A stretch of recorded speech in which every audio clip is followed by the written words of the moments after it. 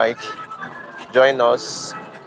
Let's have the conversation. And I think I've sent nearly everybody in the space the mic. So join the conversation as um, another. Join the conversation and we'll have the conversation properly.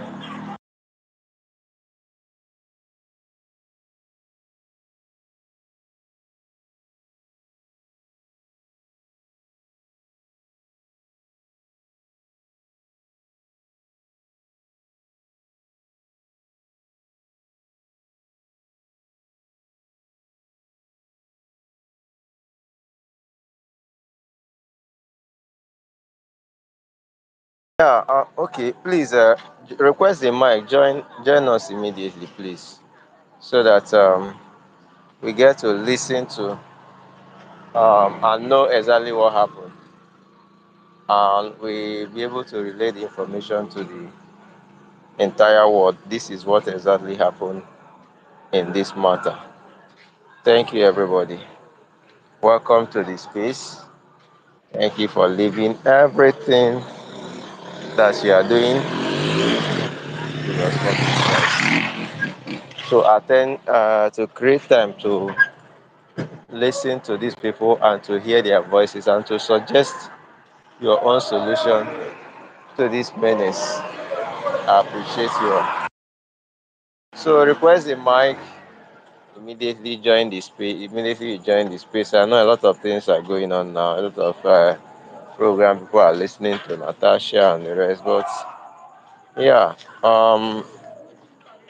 it's also our time to talk about what concerns us and leave the politics of what is not affecting us. So God bless you all. Request the mic immediately. We have Obeago here. NjenjeMedia is stream is uh, is streaming this thing on YouTube. So this information can also be gotten on the YouTube. So you join YouTube now. You be their YouTube channel. You'll be getting it in real time. So thank you everybody for coming around, and hopefully we have this conversation and extensively we're able to unravel the lies and we speak truth to power. Yeah, Obago, welcome. I just you just requested and I gave you the mic. I don't know what happened. I can't see your speaker session, so come back.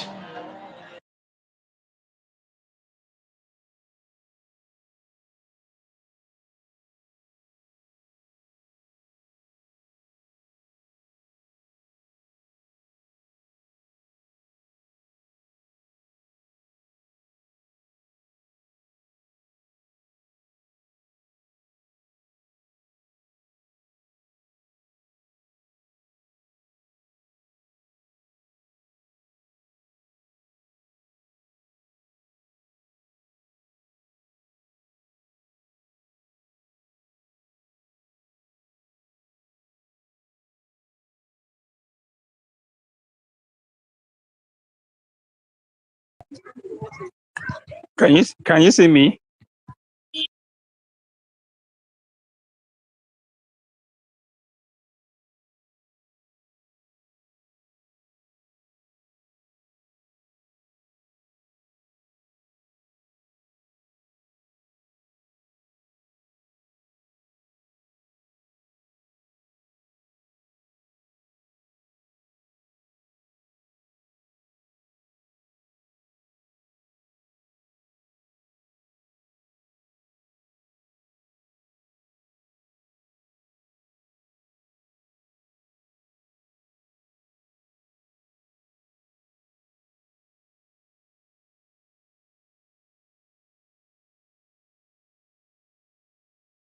Obago, welcome to the space.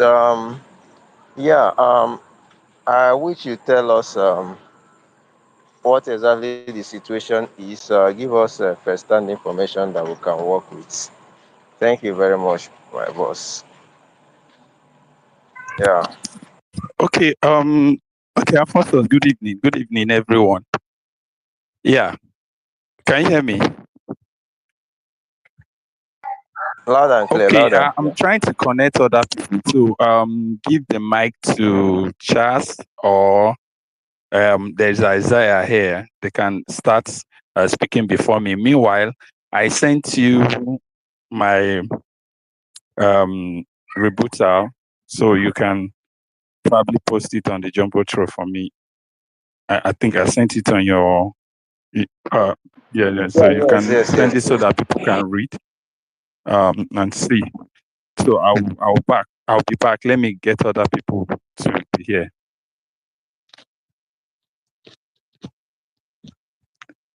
Can you hear me? Can you hear me? Yeah, I can hear you. I Okay. can hear you. So, thank you for this. I'm going to be posting it on Jumbotron immediately. And Charles, you are here, and Isaiah, and every other person. Welcome to the space. Nigeria, Njenje, and every other person I can see. Nabuike. So welcome back. Welcome you guys again. Yeah. So we are going to be listening to Charles immediately. After Charles, Isaiah, Obago will be back shortly, so that we'll have this conversation.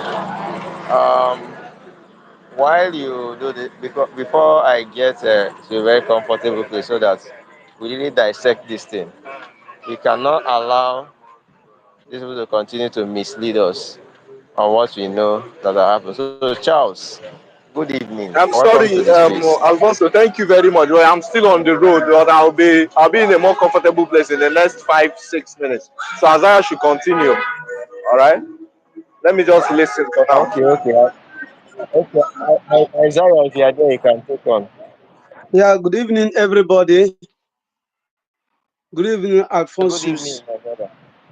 So I want to thank you so much for hosting this space today. I want to thank in a special way my brother Chibuzo for all his efforts. So I want to say I'm from Ihamufu, Ebo in particular. I'm from Ebo community. And in fact, I felt so bad when I read what the police chief posted that nothing is happening in Hamufu and that our farm settlement is just a temporary place where you farm and you come back. I want to put the record straight here. In Hamufu, we have 7 autonomous communities that make up Hamufu.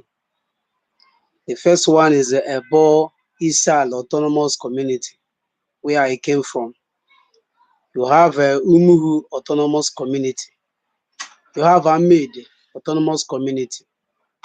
We have Ihenyi Autonomous Community. We have Agamedi Autonomous Community and the Ehago Autonomous Community. I want to point out here that the hotspot, the area where the herdsmen attack is most visible is in 3 autonomous communities. That is Aboisala, Mbuji, and Agamedi Autonomous Communities. And I want to put it straight here that we have what we call farm settlement. But it is not all that farm settlement because people are permanently living there. It is better called village or hamlets because people live there, enjoy life. Many of us were born there, including myself. I was born there. I was born in Onashina, Ebo, Amubelebe Ebo. So we have a farm settlement there.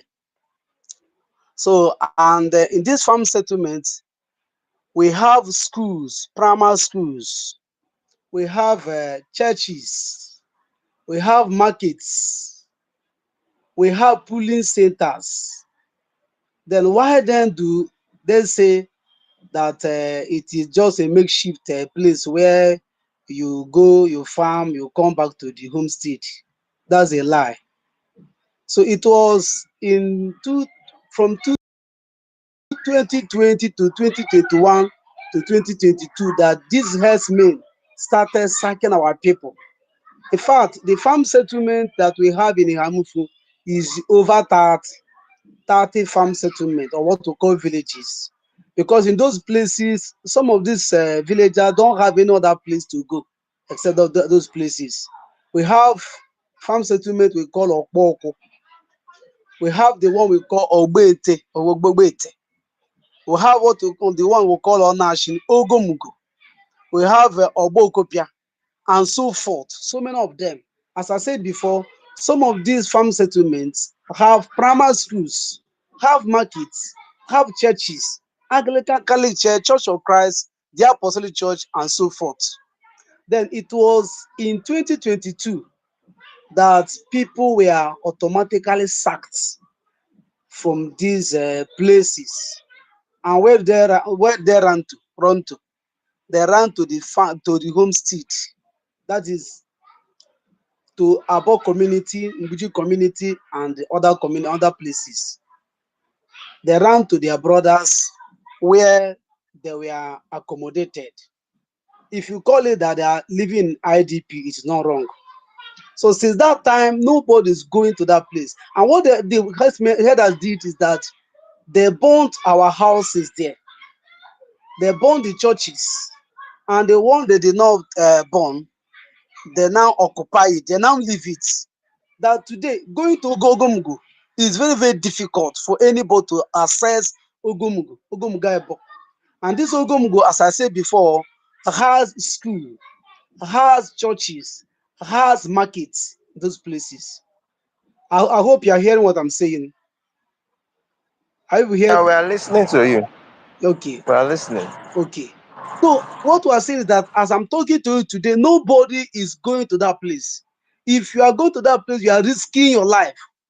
Because it was in 2022 that these people sacked all of us in this farm settlement and came down to the homestead and killed many people. That was on 80th of December 2022, and repeated the same thing on the 18th. On 18th, they came with sophisticated weapon that the soldiers started running for their dear life. They came down here they came to a 2 division to carry Agamodoka to go and fire them. Before they could reach, they have killed many of our people and they left. So since that time, nobody is accessing those farm settlements or those villages till date.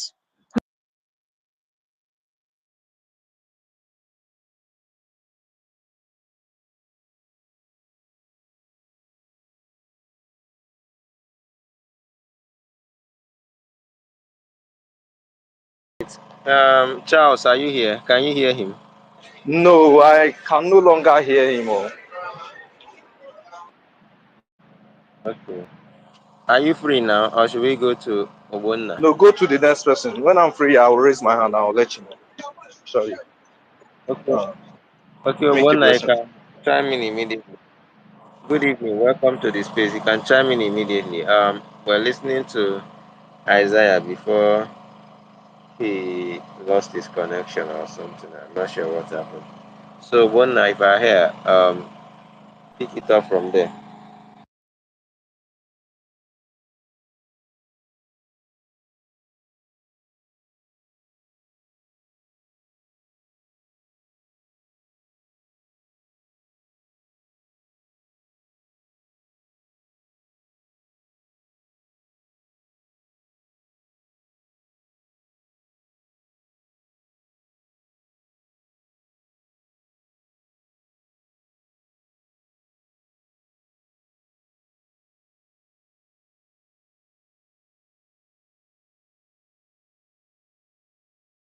Maybe he's not there as well.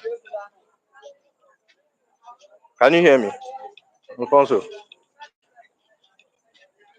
can you hear me?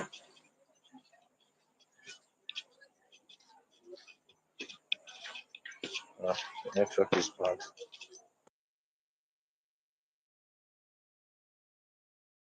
We can hear you. We can hear you. Okay, Chibuzo, if you can go ahead, why not go ahead? While when I'm more comfortable, I don't speak. I was just thinking maybe nobody is still, or nobody can talk, so that was what I want. Okay, okay. Let me come in here. Yeah, can you guys hear me? Unfortunately, Yeah, yeah. But Isaiah was talking before network dropping, so I don't know is whether it it's bad? ready. Okay, let him continue. So It's I up, don't it's know up if again. network. At a point, I now, the thing now took me off. So in summary, the point I'm making is that they are lying against our people. I don't know what they are gaining in lying. And one that know me, whom I saw posted this thing online, was among the entourage of the press crew that went to Ogbeti. He saw houses burnt there. He saw that nobody was living there. Yet he came out to say that what we are saying is lie. He saw churches burnt there. He saw schools there himself because he went to that place himself. He saw these things and he came to lie that nothing is happening. That what happened was, in so many years ago, that nothing was actually happening. So I'm very bitter about that. So what I'm saying that nobody has actually gone back to those places that the Fulani has been sacked, and they are still operating today. They are still operating. As I'm talking to you now, they are still operating. If anybody goes to that place, they will kill the person. If anybody goes to those farm settlements, those areas, they will kill the person. So I will now allow my other brothers to talk, please. Okay, Nnabike just came up. So Nnabike, good evening, welcome. Are you from Issues also? That is Ihamufu. Good evening. And Nnabike.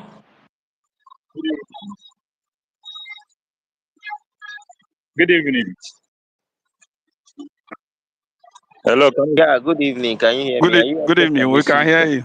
Yeah, I'm Yeah, Nnabike. Okay, okay, yeah. precisely a boy. Okay, okay, yeah. Actually, uh, this problem that we have been having at Yamufu, it has caused a lot of harm to us, and it pains me that the people who should fight for us or who should help us, instead of helping us or instead of keeping quiet if they can't do anything, are the one lying against us. Is it just me? I can barely hear anything. Oh. What's going on? I can hear him. I can hear him. Please, can you hear me very well now? Yes, we can hear you very well. Go on. Go on. Okay. You see, I don't understand why we, especially we the Igbos. So it's just me then. Is it just me that is not hearing him? Yes, Charles. Yes. Turn off your mic. You can go off, then come back again. Can I go on? Yes, continue. Okay. It pains my heart.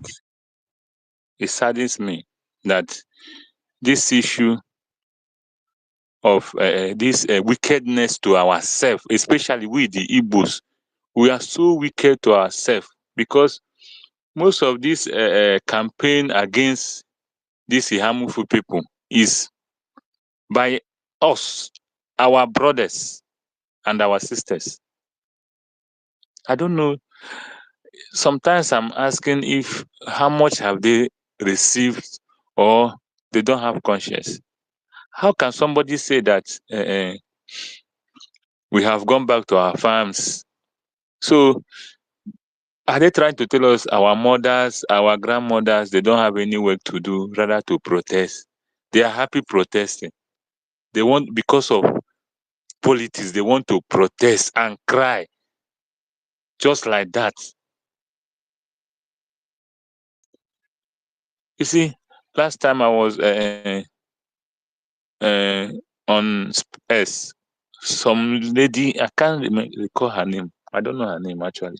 She was like, this time around, one thing made her want to be a northerner. Like she would just want to be, like she would have be happy if she's a northerner. Why? She said, in the face of wickedness, all the northerners, they unite. They know this. They know their people are committing atrocity, but they will speak in one voice. But in our own case, I don't know, because of where we are. I don't know. Let me say we are backwards village. No, nobody cares about us. Nobody cares. That's why they are doing all these things. I don't know, but I pray one day these things will surely happen to them. If not to their immediate family, it will happen in their village, because we know what we are suffering. Actually, me, I'm not in Nigeria actually, but if I'm to tell you how much we are contributing every day on daily basis, so that our mothers, our our families we have left behind, they can find something to eat. You won't believe me, because now they can't cultivate, they can't go to the farm, nothing, they can't. This thing they are saying is false. You can't go to the farm, you can't, except you want to die, because these people, they are still there. who who came to sack them from the farm? These police people who are saying that they are no more there, are they the one that came to sack them, or who sacked the Fulanis from the farm? They are claiming they are no more there. How can they be so wicked? They could not help, and they will not allow us to get help, because people are ready to help. But once they start raising all these false information, it will be like we are just making case, or we are just this thing. But in actual sense, this is happening to us, and it's not only us. Thank God that it's happening elsewhere, because maybe if you are saying it's only to us, it will be like we are just making such allegation. But it's happening elsewhere. It's happening in different states in Nigeria, not only in Hamufu or Enugu State. But I'm happy, because if you follow some Igbo influencers, you can see they are now talking about it. They are now mentioning in harmful in space.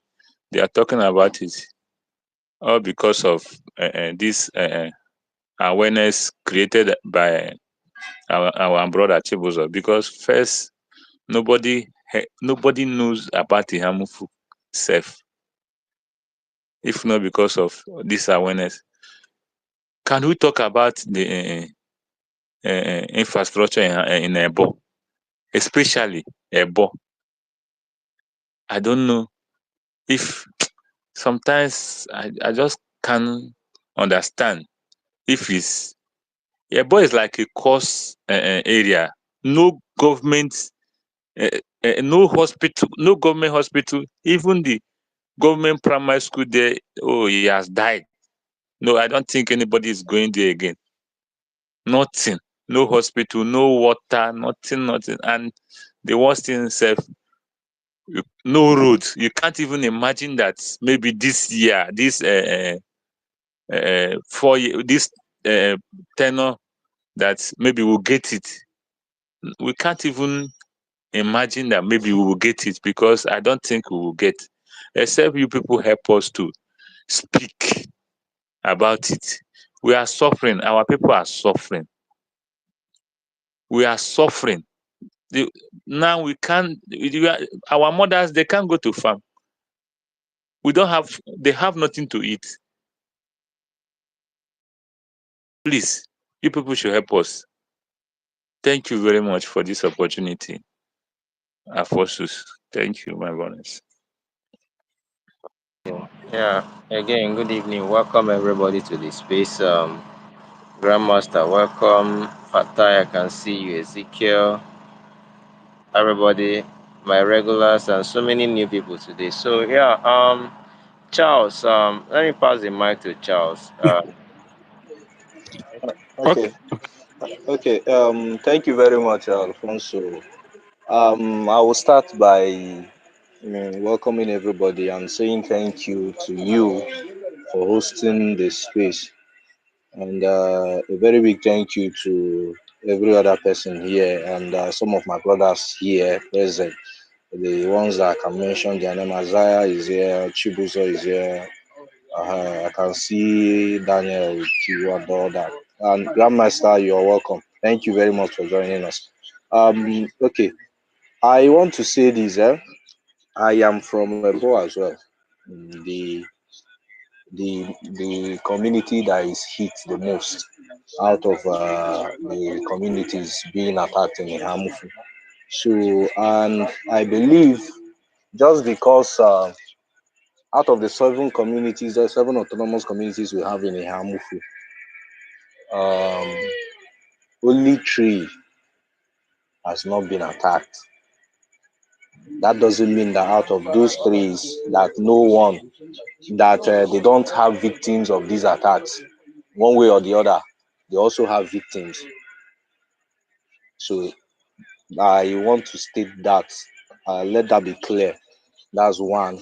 And two, it's very, very, very appalling and very insulting to some of us and to our mothers, because would anybody come out and tell me that these elderly women, that they are being bribed to come out and start protesting? Is that what somebody will wake up and say? Or is it that some of these things they see it as if it is a joke, or what?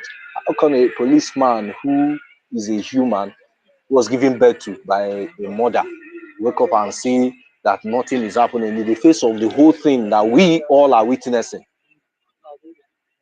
Just like one of the speakers said, my brother, if we if we mention how much we continue to contribute, how much we continue to send home so that some of our people will have something to eat, then many people will pity us, because it's really devastating that somebody will wake up and be saying something like that. If you have nothing to say, or you don't feel any form of or any atom of empathy towards people that are being victims of these things, why not just keep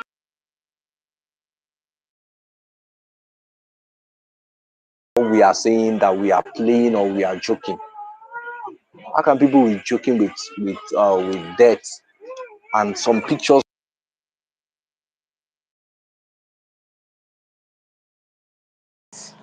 Obiago, is it me or Charles is breaking?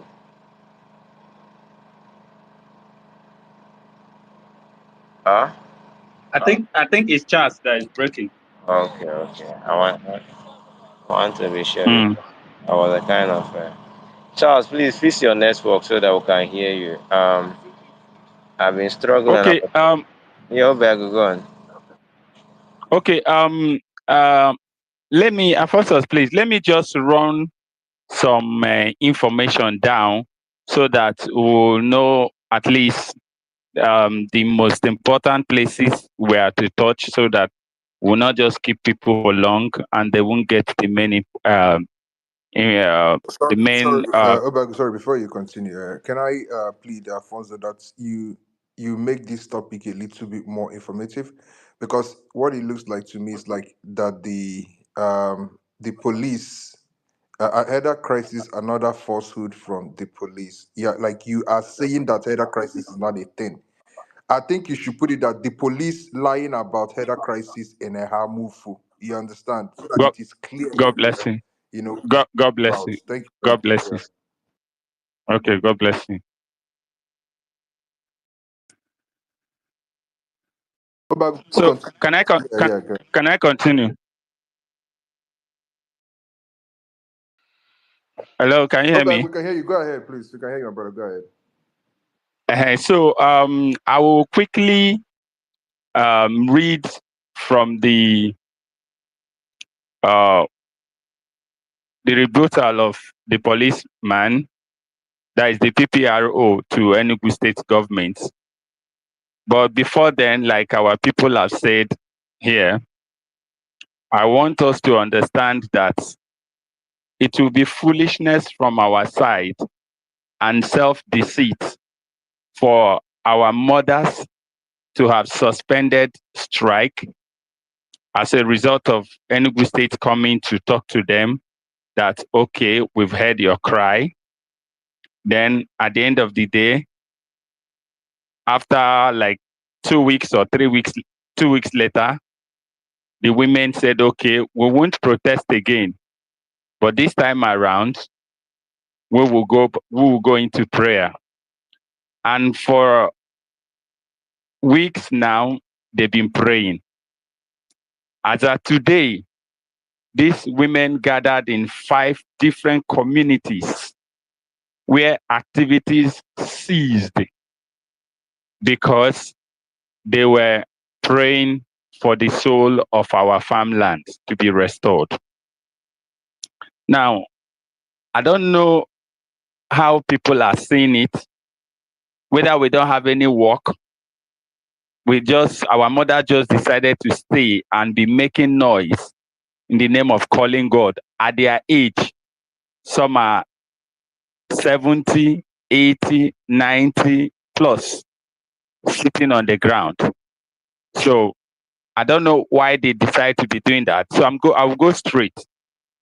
Now, the first thing I said from what the police PPRO wrote down was that, yes, I will start with saying yes, there was no attack 3 days ago, as reported by Sahara Reporter in Ihamufu. And also, the picture that was used by Sahara Reporter is from Nkalaha, not Ihamufu. Now, I posted our own picture to counter what the police said, that there was no attack this year. He stated it there that there was no attack this year. Then I had to go and take the picture that I went to cover myself with Chief Security Officer to our local government chairman. Together we went there in Amofia, Umuhu, where Donatus Igrube Ndubisi was killed, allegedly by Fulani herdsmen, according to the witness. I sent the pictures of the properties, the house, the yam barn, and everything that was burnt by the people, which Dan Nwome never posted. I've not seen that post. I never saw it on the police website.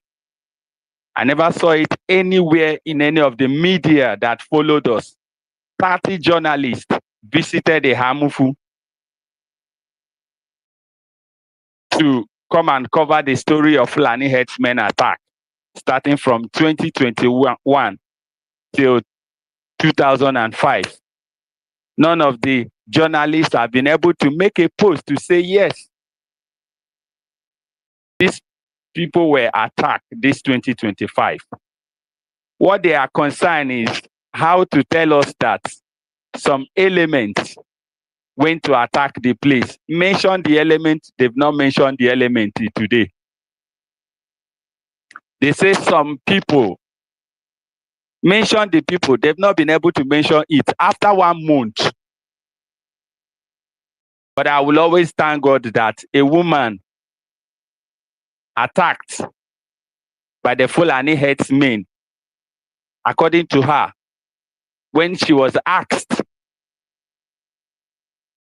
were you attacked? And she said yes. The people that attacked you, who do they look like? And she told them, they look like Fulani herdsmen. That was the question directed to her by the security person that attacked, interviewed her. So after all of this, I've not seen any post to say yes. Categorically, we cannot say it is Fulani herdsmen, but the person they attacked say they look like. But they will always be busy to tell us that attack was made, but some element. That is not enough. Then we start seeing news just because Sahara Reporter made a report and attached picture, wrong picture from Nkalaha. Then use the language Ihamufu overrun. They now decided to run down another story, completely canceling everything that is happening in Ihamufu by telling us that there is now totally peace. I saw the report from the PPRO and I was like, this is not good for our people. This is not good at all, because if the security that should protect us are giving the report that our farm settlements are all good, there is peace, normalcy has been restored, calmness everywhere, then it's not good for us.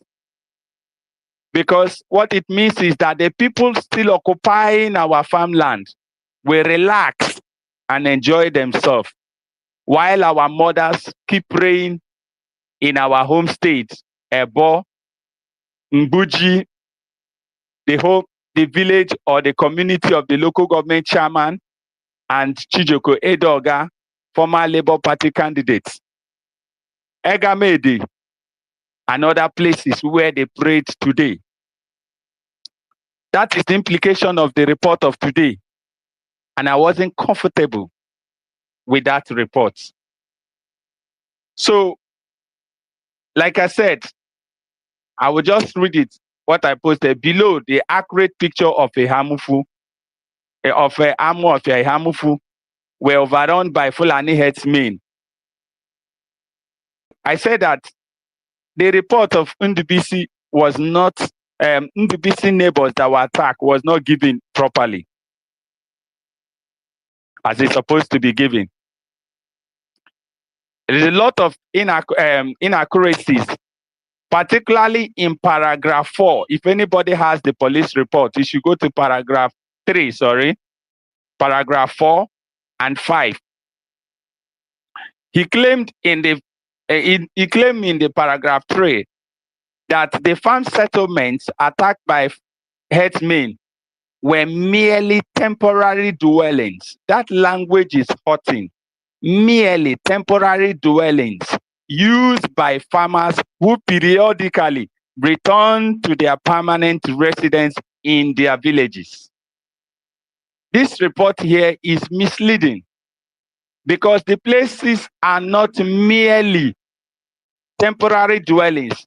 They are original permanent dwellings of our people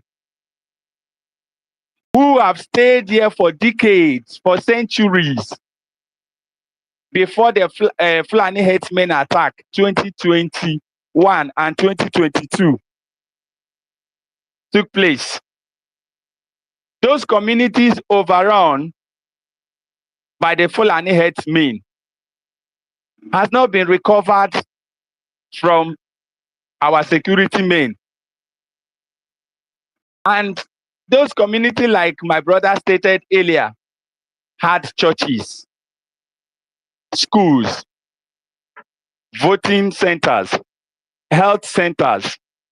If actually it is a temporary dwelling, will the government build school?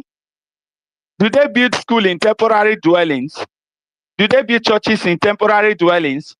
Do they have voting center in temporary dwellings? Please, I need them to clarify that when they use the language temporary dwellings.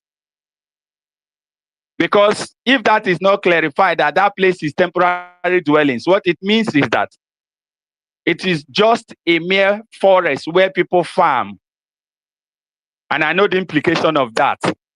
When it is taken as an abandoned forest where people farm, where they visit, where they just go farm, then come back.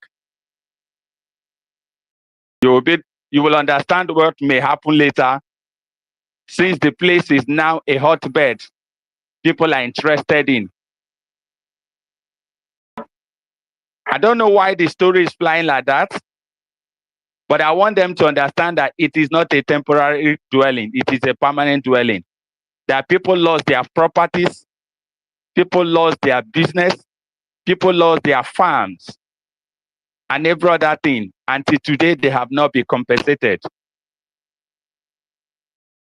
Like I said, interests are there. If they have interest in the place and they want to use a narrative that the place is just a forest or temporary farm place, so that whatever they have intention might be easy to be done, that is their own definition. It is not. Now, we gave, for instance, the places. Mbuji, the local government chairman and former Labour Party candidate, have their own farmland called Ngele Agui, Onungbede, Ogbete, Obodomba, Ezugwu, Omulo, and Okpofu. In Ebo, we have the farm settlements, which include Ngbede, Ezukwu, Ogomugo, Ashinu, Owom, Ndiago Otom, and Obokobia. In Egamede, the affected areas are Ohuala, Ngbede, Egamede, Uzamadu, Egamede, Onukwu, Egamede, Ogeraba, Egamede, and more. In Umuhu, where Donatus Ndubisi Grube was murdered, we have Ndego Amofia was also affected. Which their own was overrun by February this year, 2025. So these are the names I can mention for now. We have more of them. In addition to his claim in paragraph 4 that peace and order have been fully restored to Ihamufu communities, is misleading. Ihamufu town might be safe for people, or is safe for people right now.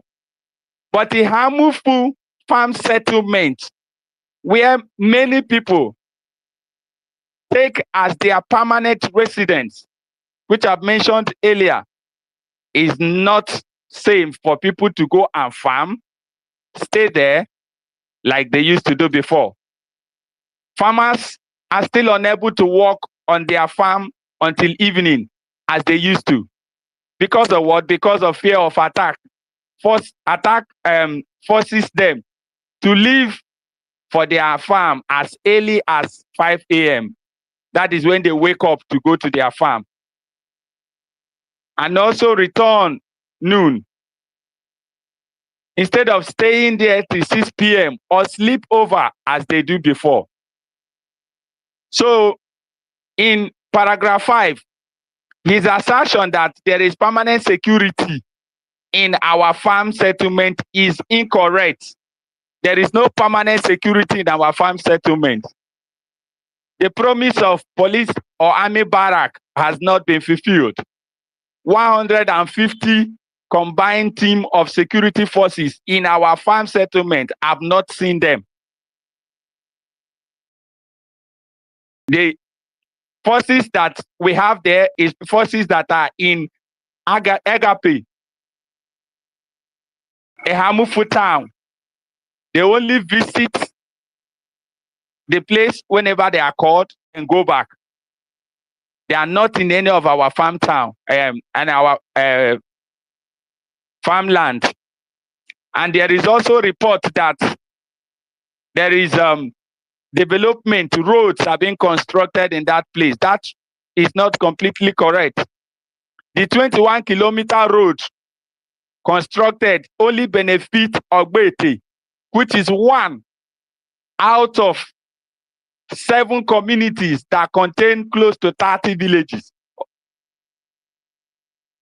It's only one road under construction, which I appreciate the governor for doing that. But that is not enough to say that the community and the farmlands have received development or access road. Majority, only one place has access road. The rest of the farms don't have access road. So this is what I came to the space today to make clear for people because of what has been shared, especially by Dan Nwoma, who said that the report about the Hamufu killing is misleading and it is false, and went ahead to conclude that normalcy and peace has been restored in our farmland.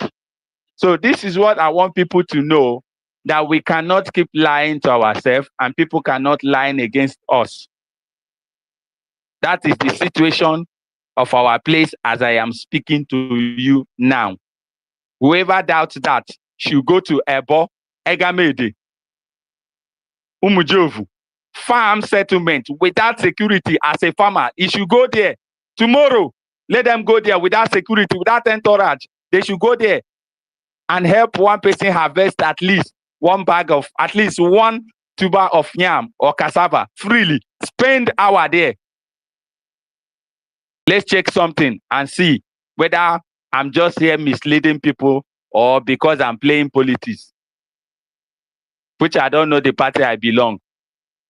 So this is what I want people to know while we continue our discussion. Thank you very much.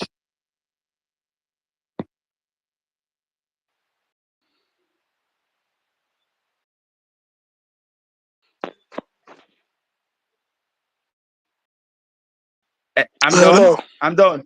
Okay, since you're done, maybe I can say my own here. Hello. No, sorry, I think somebody's saying something. Charles, is that you? I'm saying something. This is Jerry Peter. Can you hear Okay, me? just hold on, Jerry, please. I think I want to speak. It's my turn to speak. When I'm done, you can carry on, please. Thank you. Okay. All right. So, by the way, Alfonso, are you there? Alfonso, are you there? Did you open a space and abandon the space? Anyway, if you're not there, that's no problem. Is it me? I'm here. I mean, my network. I don't really understand what is happening. But go on, I'm listening. Okay. Yeah. That was why I brought co-host. I can't see her again. But Yes. Thank you very much. any other? I'm just looking. Thank you Go on. very much. You see, I love, when I come to these kind of spaces, the first thing I do is I go down to the listening section and take a glance at the people who are there. And it is a clear reflection of how the majority of our people view the issue that is going on in a Hamufu, and most times in Igbo. You often observe that the most people who are here will be Igbos, usually from the community or nearby communities, struggling to find solution to their problem. The rest of the Igbos will act as if they don't see the space, they will look away. The rest of Nigeria will act as if they don't see the space, that they have nothing of value to contribute, they will look away. But make no mistakes, they will exploit any issue coming out from these communities to push their own personal agenda. And that is one of the reasons why, most times I try to filter through the pretense, through the noise, and through the brouhaha and get down to the real issue. And I'm happy that as it starts today, I'm amongst brothers, the ones who are actually affected by this issue. Even if it is just the three of us, or 10 of us, or 20 of us, or 30 of us, you understand, or 32 of us that are discussing this issue. That is enough for me. But at least I want you to know something to the people of Ehamufu. Unfortunately, this might end up being your problem. This is something I got to realize very, very early on. That Nigerians are not interested in your plight. They are only interested in using your plight to make their own political statements and push their own personal agenda. That's the reality of things. So let me talk to my brothers. I am from Enugu State. I'm from Kano East. I know my people have actually witnessed this problem. In fact, in some of our egos are no longer accessible as it stands today. We used to have, when we allocate land, some of these land used to be aniago that we allocate to, some of the kingsmen. They go there and build. So back then, our aniago then used to be very, populated. But in recent times, I think in the last 5, 6 years, there has been an uptick in activities of herdsmen or sightings of herdsmen in those agos. So many of the people living in those places, as a preemptive action, had left and returned to Imezi, what we call Imezi, our own internal district. So that means we are also having the same issue. But as God may have it, we have not gotten to the point where there has been a very major clash. But we can see them, we spot them, we observe them. Eyes are watching them. We see them in our agro. Many of our agros as well, people do no longer go there, right? It's no longer accessible. Not because they have attacked them yet, but because they are taking precautions. So why am I saying this? This is a problem that has affected not just the Amufu people, but is a problem that is affecting the entirety of West Africa. So let me make no mistake. The issue of headsmen attack and headsmen militia attack will continue, unfortunately, until a decisive action is taken, because there's something that is pushing this attack. First of all, one of the things pushing this attack is the desertification that is happening. So these people keep pushing down south in search of greenery, and they will continue to clash with the people. And being that, to the best of my understanding, they are not as civilized as the rest of the people. Their tradition is not yet as advanced as the rest of the people they are going to meet. They will always react, you understand, in a certain way that is more primordial than the rest of the people that they will encounter. That is number one. Now, let me get to Hamufu. I will say some truths here, and at the same time, I will try to prefer some solution from my own, perspective. About Obagu, that space that was hosted by what's his name? Agudo. Yeah, yeah, Yes, where the local government chairman of Isuzo was invited. I I yeah, listened to a despicable person. I listened to an insincere man. I listened to a political panderer. I listened to somebody who was much more interested in himself than he is with the welfare of his own people. But something else came to the fore, which I found very, very surprising that day. I noticed that there's lack of unity in Ehamufu. There's a very serious lack of understanding and unity in Ehamufu. And if you understand what the people of Middle Belt are going through today, you will understand that the lack of unity contributes to one of the biggest problems they are facing today, which is the herdsmen problem. Historically, those ethnic groups in Plateau states are mutually suspicious of each other. So, according to, I'm telling you this based on an account I received from somebody from the same state. So, oftentimes they make the issue of headsmen your problem, not mine. It has not touched me yet, so I'm not going to bother myself about it. Just like today, we are only the ones talking about these things. We are all from Enugu. The rest of Ndibo, who believe that they are untouchable, They are in the middle of Alibo. They are closer to the sea. They can never be touched. Will not be here because to them it's not their problem. That is exactly what happened in Plateau State. And if you cast your minds back to the attacks that happened between the 23rd and 25th of December in 2023 in Bokos and Barkin in Plateau State, there was something very peculiar with that attack. The attack consumed about 200 lives, and about 500 were injured, and properties were burned down. But that attack occurred in two local governments in the same night. It occurred in Bokos local government and also occurred in Bariki Ladi's local government. This was not two separate groups operating simultaneously at the same time. It was the same group that finished in Bokos that went to Barikin Ladi and continued their killing. But do you know what the issue is? It was later discovered that the people of Barikin Ladi got wind of an impending attack on Bokos. They refused to inform the people of Bokos because, according to them, it is not their problem.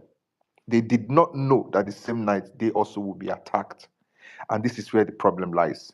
You see, conflict, disagreement is not something you want to deal with when grief is involved.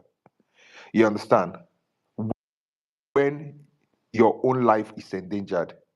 I think from what I understood in that space, the Hamufu is divided. And honestly speaking, you guys need to find peace in yourselves. First of all, you need to start, you know, keeping any grievances you have against each other to the side. That is secondary. Primary is survival. Because without working together as a people, without exploiting every opportunity and avenue you have, it is going to be very difficult for the Amufu. Because in that space, I was hearing some wild statements being made that people had gone behind the back to sign a contract with headsmen. At least, Obia, correct me if what I'm saying is wrong, but this is what I understood from the space. Some people ceded land to the headsmen and signed a contract with them. And then in that space, I was hearing accusation and counter accusations between the local government chairman and some members of the Hamufu. And I was sitting here there and asking myself, how is this possible? That Ndibo are ceding their land to headsmen. You are literally inviting trouble with your own hands into your community. So I think like that is a show of shame. And if the Hamufu people know what is best for them, in as much as you may not like Ubeago, the local government chairman as he stands today, he might still be the person you may have to work with. He may still have to be the person that you guys may have to work with because he's your first, point of contact on issues that deals with, community, conflict before you can even find your way to the state capital. So the question is, what are my people in a Hamufu willing to do to reconcile amongst themselves and, if possible, form a closer alliance with other villages in that local government? Because we are looking at a very long stretch of border that is very difficult to man. So what you have is only you as it stands now. What are you going to do to band together as a people, to give yourself the information you need, to watch each other's back, to ensure that your communities are not taken out one after the other? Because this is exactly how the Fulani militias operated in the Middle Belt. They were taking the communities out one after the other because they refused to cooperate. By the time they understood what was happening to them, it was already too late. Many of them had been displaced and already found themselves in the IDPs because of akpo, petty obi akpo that brings you nothing, right? So that is number one. Number two, I have said this over and over again. I am very, very, ashamed of Enugu State government, and most especially Dan Wome. You understand? He's a guy that I can reach out to anytime I want to, but I refuse to because there are just some characters that people will display. You understand? I find it abhorrent that I refuse to actually deal with the person in the first place. So what happens is that I feel like Enugu State government is only interested in quieting the situation, not necessarily looking for a solution to the problem, because this issue does not make them look good, and that is where our problem begins. You see, I liken Ndi Igbo and we Nigerians too, the way Nigerian Super Eagle plays football. Nigeria Super Eagle is the only team in the world that they will score one goal in the first half, and what they will do, they all fall into defense, hoping to defend a single goal. A single goal. The moment you understand that goal is equalized, they are gone. Because Nigeria Super Eagles find it very difficult to score goals. The Europeans don't play like that. Even when they are 2 goals down, they will continue to attack until they ensure that they have created a gap between you and them. Then they can fall back. That is how the Europeans play football. And that is what I see. I liken it to what is happening today. So what we see is people. Sorry, excuse me. Can you guys hear me? Yes, yes, yes. Yeah, Yes, yeah, yes. Sorry, I yes, received a yes. call. Yeah, sorry. So what I see here is a government who is willing to come out in the open, put out a statement and say, "Oh, this attack happened in February." Yes, we all know that it happened in February, and that we know that Harry Potter was peddling false news. But the issue hasn't been resolved. They fall back and hope that nothing happens when it is inevitable that you are on borrowed time and that things will still happen. Instead of you being proactive, you are being reactive. You want to be quiet, hoping that the enemy, hoping that your assailant will not see you. They will walk past you because you're hiding in the grass, and then you hope that that is peace. That is not peace. That is not peace. That is cowardice. And that is what I have seen the government of the southeast, especially. You understand the kind of action they have taken so far. This thing was seen in Ebonyi State when the governor of Ebonyi State came and accused the people of the community of being the ones committing the crimes against them that carried out the attack in Kalaha.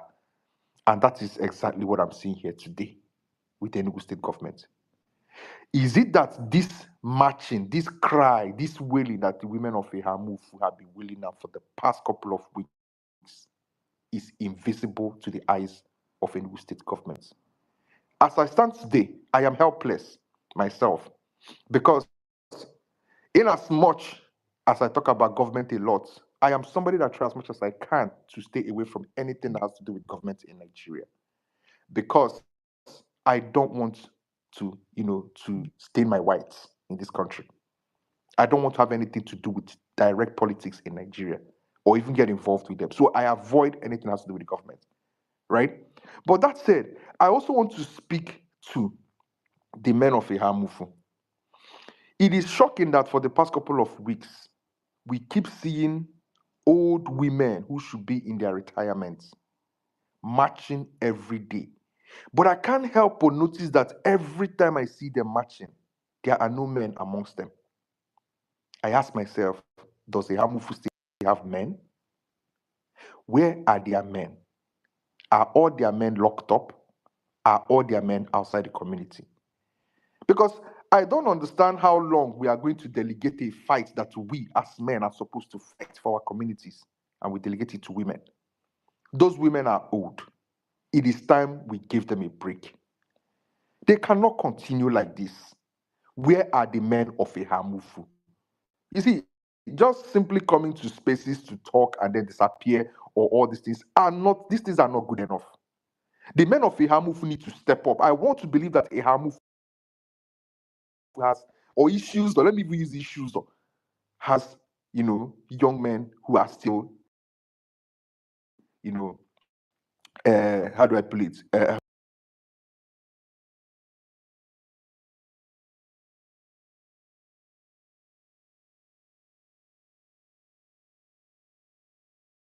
That it is the women in Ihamufu that are fighting against this thing. It is sad. It is sad. So please, Humoko Ihamufu, I want to please beg you guys to please do more to support those women because it seems as if these women are the only ones who are taking care of these things, and it doesn't look good. Now, let me get to what I believe is my own possible solution to this. Like I said, simply wishing away what is happening in Hamufu is never a solution. If you come back in the next 10 years, you will still be hearing these stories. So you need a permanency to this nonsense, a complete permanency. I've come to realize that one of the reasons why Ihamufu is largely ignored is that A lot of people don't even know Ihamufu. The only few things that people know about Ihamufu is just that incident that happens sometimes. Please go back. I think it was in 2022, right, when the headsmen came to massacre, people there. That is the only thing people know about them. Even when you come to Enugu itself. Yeah. Thank you, my brother. When you come to Enugu State itself, I make bold to say that a lot of people in Enugu State do not know the local government called Ishuzo. Many of them do not know the local government called Aningri. If you don't pass Nkano, Ogu, Udi, Nsoka, what do you call it, Oji River, maybe to certain, what do you call it, to certain degree, Enugu Ezike, or all those kind of places, right? That is it. Many of them do not know Igbo North. Igbo is it North and South or right? If I'm not mistaken, they don't know Ozowani. Many of them don't know Ishuzo. They don't know Aniri. They don't know these local governments. So they don't even know who these people are, and they don't even get this news. And that's the reality of things. So what I'm suggesting is this: instead of we isolating this entire protest in Ihamufu, Obago, what if we come up today and we mobilize to get these women to the capital? I am willing to do my own in my own capacity to support the mobilization. I thank God that I have people on this app that listen to me. When I call them, they will come. If I ask them to donate to help me reach a cause, they will do it instantly. In a couple of hours, I'll be able to post at least 2 or 3 million naira in my account, which I'll use to do that mobilization. My question is this: instead of we isolating this issue in a Hamufu, because I feel like the government in Enugu is too comfortable because they don't see these things. People of Enugu State do not know what is going on in Hamufu, and I make bold to say this. They are not aware, most especially in the coast city. I want to see what it will feel like when these women who are crying come to Enugu and block Okpara Square or block Ogbete and are crying there. People will now ask them, what is going on? Why are you crying, mama? They will tell their story, because the point is this: you need to get the story out. Enugu state government is hell-bent on suppressing the news. They will not move an inch because the people in Enugu are largely ignorant to these things. They don't know Ihamufu, and that is the problem. And if you think that your survival is the most paramount thing here, Obiago, it is up to you guys to do what you need to do to survive. You need to survive. Because if we continue to do these things we are doing, it is not the Fulani headsmen that you are praying for. Prayer is not the solution. It is not the Fulani headsmen that you are demonstrating for in a Hamufu. They will come back. They don't care. The headsmen do not give a damn. What they want, they will take. So my own is this. One thing we have got to realize, over the years is that governments love to look good in the eyes of the people. So what they do is that they do, in fact, government, fund, what do you call it, propaganda networks. They do everything possible to silence any news that is detrimental to their aesthetics as a government.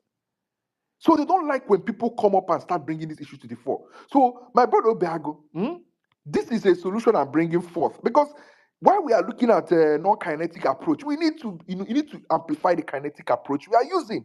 And the kinetic approach I'm saying here is that there should be foot on ground.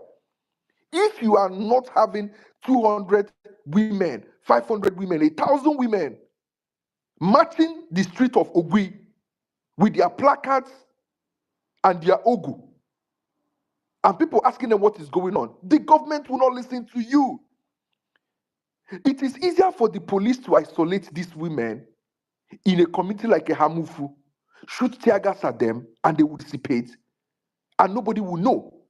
But when these women march the street of Ogui or Wani or Abapanike or somewhere in Rangers Avenue, I want to see the police that will be shooting tear gas at them in the full glare of the entirety of Enugu people. People will join them in that protest. So I think that this issue has gotten to a point, because Aqua and bad, they get enough. And yet Ben Aqua too much. For how long are we going to continue crying like this? And you know that if you refuse to make a move, the government will feel comfortable, because government is like a baby. If you don't pull it, especially African governments, they will never do anything. If you don't shame them, they will never do a damn thing. So this is what I'm proposing here. I want to believe that the Hamuf has men. I want to believe that Ndibo has men. We can spread it across the social media. This entire hashtag this, hashtag that is not bringing anything. And you can clearly see that we have been doing this for the past couple of weeks. It has brought absolutely nothing. Why not bring the foot on ground? Why not bring the foot on ground? Let us test Mba. Mba is somebody who is so much interested in how he looks or how he appears in front of the people. So I want to believe that when these women appear in Enugu, or a harmful people, not only the women, both their kids and their men and they will appear in Enugu, something must happen. News will carry this thing. You will, you beam the spotlight on this issue. Because the much we keep coming up here to talk about this thing in spaces where we are only 33 or 34, this thing will just die a natural death after this space. Everybody will just simply move on. The moment I close this app and start watching a movie, most of the things I talk about in this app, I will not even remember them anymore. So, this is my own submission and this is my own suggestion. I want something to be done and I need something to be done now. And the idea of we always coming up just complain on spaces and then leave, or we come on spaces and we argue and I corner, it's not gonna save you guys in a hamufu because they are gonna come back. That is the reality of things. So, what is the permanent solution? The only permanent solution is to get the government, because as it stands today, I am a personal believer that the person that can put an end to this is government. It is only government that can provide a lasting and permanent solution to this. I heard them saying that they are building a road somewhere. But we are looking at long-term and short-term, solutions to problem. Building a road, industrializing the place is a very long-term, solution to an issue. In fact, this thing might not even occur in the next 10, 15 years. The question is, what are they willing to do if those men return today, this night, and say that they want some pounds of flesh? What is the government willing to do to protect the lives and properties of the people? That is where your short-term solution comes into place. So, my brother, I'm going to call Ram no. I have preferred my own solution to the best of my understanding. I am no longer interested in yapping about this every single day, debating about whether some reporters, reported it properly, or whether Obiago, the local government chairman, said this or said that, or who is it. No, I am willing to see a solution that will involve the entirety of Enugu State. And the best way for you to get the people of Enugu State to listen is to bring the matter to the metropolis. And that is how it is for me. Thank you very much.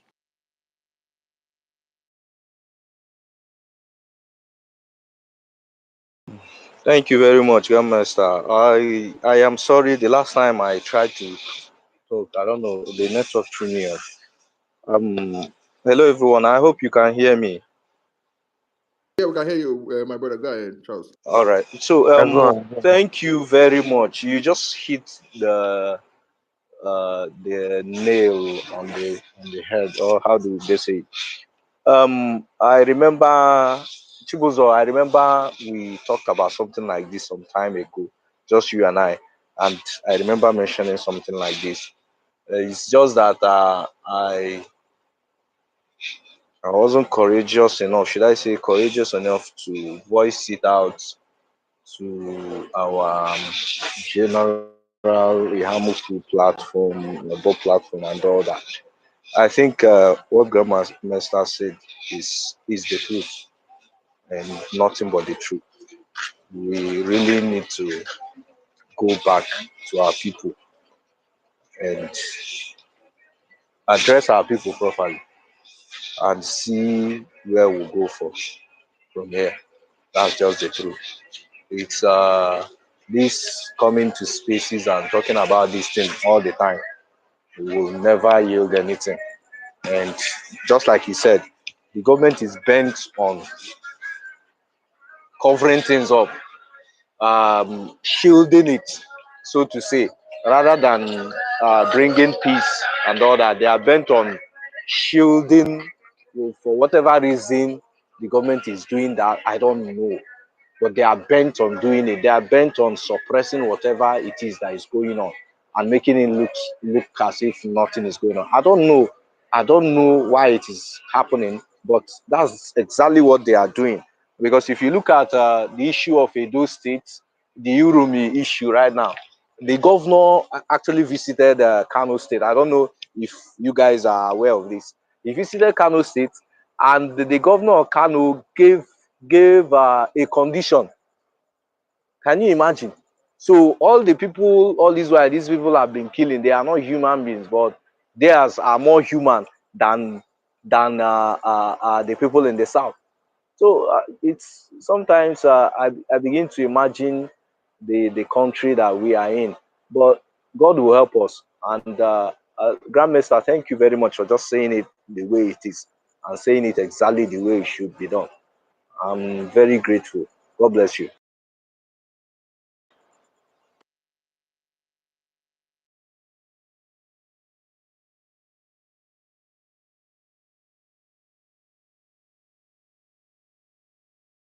Please, whatever you guys Okay, reach, whatever Daniel. agreement you guys reach, please, you can reach out to me in the DM. I need to drive off Um, now because I need to leave work. So please, I will join you guys if I get home and you guys are still here. Thank you very much. All right, thank you Okay. very much. okay, I'm actually here. I'm doing. I'm listening and also doing other things. Thank you very much, Grandmaster. Yeah. Anybody that wants to talk can still raise their hands, and we really want the Um. people to hear what is up. Okay, Um, Jerry. Okay. Yeah. Our first was I wa- Daniel is here, and Deborah Obeg is here, and I think, and also Ben Dikachi is here. I think. Chibo, you can on your mic and talk now. Chibo is here. Chibo, I want to say something for long. go ahead, my brother. Go ahead. Okay. Go ahead. Good evening, everybody. Good I evening. You're thank the welcome. thank you. I thank the host, Mr. Alphonsus. Thank you very much, and I thank my brother Chibozo. I'm from Ogomgo, the one of the community that have been sacked. That place is not even a farm settlement; it's a community of its own, full of life. Like now, I'm up to 41 years by age, and I was born and brought up in that place. That is where I did my primary school. I graduated between 1998 to 1999. I was senior prefect then. So for somebody to come up and say it is not a place where somebody live, they go to farm and come back, the story is quite appalling. But I thought what the grandmaster said is the solution to our problem. If it is possible, though the government might attack us more, because that area when he was saying about men, that I don't blame him. It's not from that place. The government will attack us more if it happen that men want to join the protest with the women. That is only the place where I'm afraid of. And without us doing it that way, the way he said it, they will not listen to us. So I thank you people for separating the news, making it go viral, because I have been crying. Even at that 2022, when they went there and destroyed everything, we reviewed our house on 2022 for my mom, who is still there at that time. If not because of there is no secondary school, I don't think any of my age would have even come to a bottom to live apart from that very community Ogomgo. Life is full up there. There is many people that used to come to school with them at that primary school. Even we did there is intermarriage between Benue people and Ogomgo people at that time. But now somebody is telling us it's just a forest or something like bush. It pains me. How I wish that I have a permanent solution by my personal self on this. I would have put them in the place where they're supposed to be. But God will help us one day. So thank you, everybody. This is my own little addition I want to say. What I want to add on what our brother Chibozo has been said for a long time. Thank you, everybody. Thank you very much. Chibuzo, I also Please want to let make a. let me ask him question, please. Let me ask him question, please. Chimbo is on now. Can I go ahead with my talk? Or Chibo, you can just give can I Chibuzo a minute to ask Jerry a question. Maybe after that you can. It's okay. Then. It's okay. It's okay. Okay, Jerry, can you hear me? Yes, I can hear you. Okay, thank you for coming today. I've been moving around, going from spaces to space, talking and writing and trying to make sure that people hear this. But this is one of the story that I've ever wanted to hear. People that were born in the community of Ogomugo, of Ngbede, and other places to come and speak out. Because for people to tell that those places are just mere farmland or farm settlements is quite appalling. It's quite discouraging that a whole security that should be speaking for the people who say such. Let me say one thing. One of the implications of this is this. By the time the narrative is made successful, it won't be difficult for somebody to come and say, go and meet the government and tell them, those places is just mere farmland, forest. It's not where people inhabited. Why not give it to me? Let me help you. Then people that have lost their house, like my uncle from my maternal side that built 4-bedroom house in Ngbede, will have nothing to get, even if at all development is coming as they are campaigning. There are other people as well who lost their properties and business. They won't talk about it because they will only say it is a mere farmland. And it will just become an elite discussion that will end with the elite. And that is what I think is making this story keep going the way it's going from the government and the media. So what am I saying this? Confirming that you were born in that community, grow up in that community, gives me joy for what I've been doing for a year and now. So I would want to ask again, were you having churches, polling units, and health centers in that place? Oh, yes. In that place, we have that Ogomgo in particular. We have Roman Catholic Church, which their name is Madonna Catholic Church, Ogomgo. And we have Anglican Church Okay, there. We have Anglican Church okay. there. Plus, that are for market that was popularly patronized both from Ebonyi people and Benue people. Even I have a store where I sell some foodstuffs and provision inside that are for market when I was there doing my primary school. If it happened that I was opportunity, I can post my primary school leaving certificate bearing the name Ogomgo Primary School with my name there. God bless you. So it's full of life. Okay, so it's not just a desert where person just go there to stay. Never. It can never be a desert. It have not been a desert for a long time, except this time that Fulani people sacked us. I said my mother's house was renovated for her 2020, before 2022. They come and sacked everybody. And that my mother is still alive by grace, surviving by grace of God. Because this is where her source of life comes from. All right, thank you very much. Alphonsus, please I think continue. Chiwo wants to speak. Yes.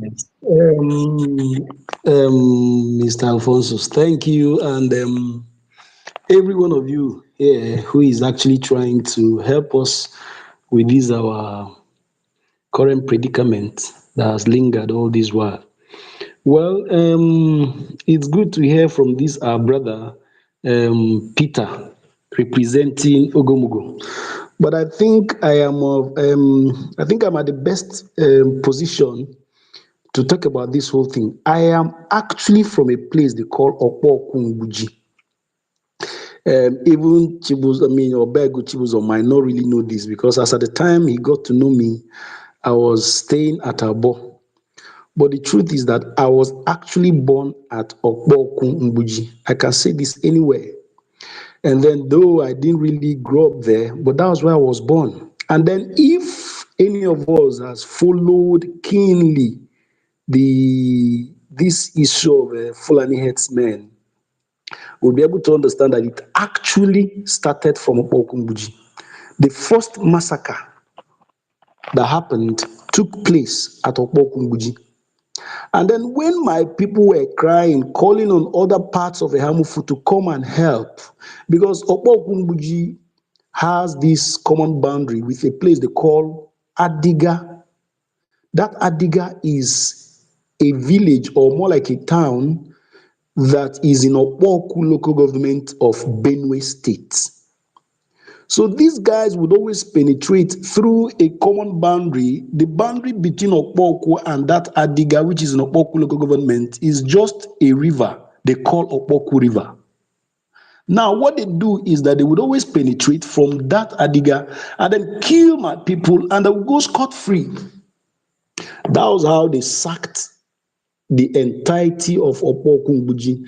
And then they now got to a place they call Obodomba, did the same thing, and then it started escalating, got to Ngelagui, got to Ogbete, got to this some parts of Abo, and then it became an issue. So it's really so disheartening and appalling for people to come up with this narrative that the farm settlements are mere temporal, settings, kinda. No, that's too bad and so wicked of them. The truth is that what is happening to us, well, I wouldn't want to throw that part, but then I just want to let everyone who cares to listen to understand that this current narrative is a pure lie from the pit of hell and all the propagandists. Now, when all these things started, we've been crying, especially this my place called Okpokungbuji. We've been shouting, come to our aid, government, come to our aid. And all of them kept calm. In fact, it started going this way because many persons were becoming affected. Let me also tell us this. Within those periods, people are just wicked. People are just too wicked to be carrying this type of narrative. I lost an uncle that just graduated from the university. He attended Michael Okpara University of Agriculture, Umudike.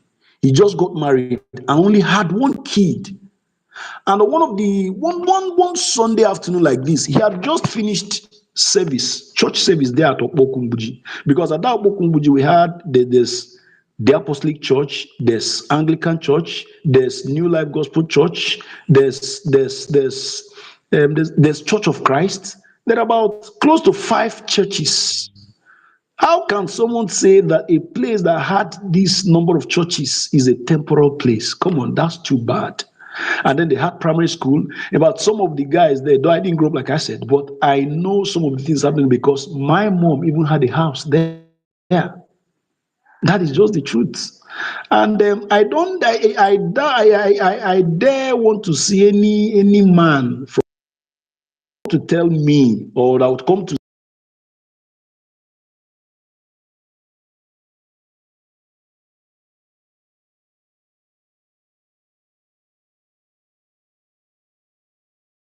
say that Okpokungbuji for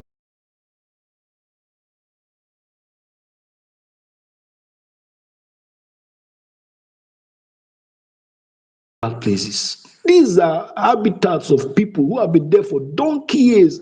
My great grandfather was born there, so, as well as even my great grandmother and all that. That's been their place from time immemorial. This other place we now move to is what we call more like old law, unto say they're beginning to have more development. And then all of these are people have, some maybe one or two properties there that once in a while, some of the things they couldn't get there in the farm settlements, they could always come up there, pass a night or two, and buy some of those things and go back. In fact, it's so serious that many of the persons, many of the villagers living in those farms, many of them don't even have property there in this place called Olo. So, my people, it's quite a pity. And then I listened keenly to what my brother from Kano East was saying, the Grandmaster. So, that your advice and suggestion is very good, though. But I'm afraid, the last time these women went for protest in the Isuzu local government headquarters, the chairman and his urchins in quotes got a glimpse of it, and then they threatened the commuters within Amufu that anyone that allows his vehicle to come to the local government headquarters, that the vehicle will be burnt. I'm afraid, because I doubt if there's any way we can make that arrangement without people getting to know of it. And at the end of the day, they will threaten these people and they might not want to come out. And I'm also afraid no one would want to, endanger his life or that of his property, the vehicle, just for the sake of allowing the women come to the state capital for that protest. I still want to believe that there might be other suggestions that many of you here who have your heads on and who still have this human make of kindness, I still want to believe there might be other suggestions that you guys might come up with to be able to help us out from this current menace. The truth is, in fact, let me even say this, lest I forget. Apart from losing an uncle, there's this case this other massacre that happened at Abo. I lost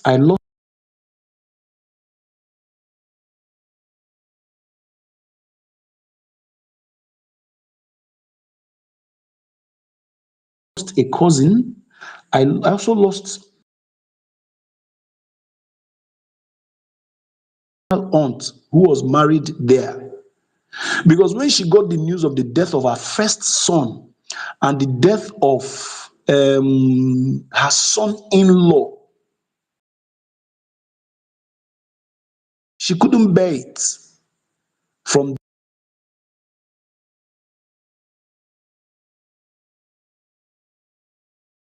there, she died, and the husband too died. In fact, two of them were buried the same day.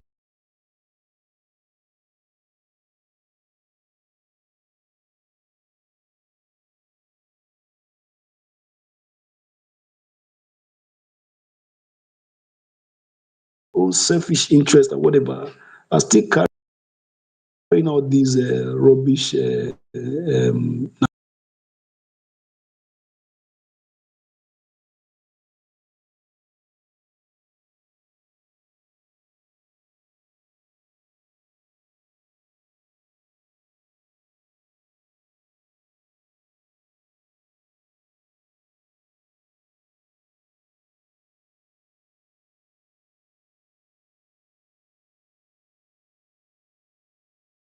narratives and all that. I trust that God is going to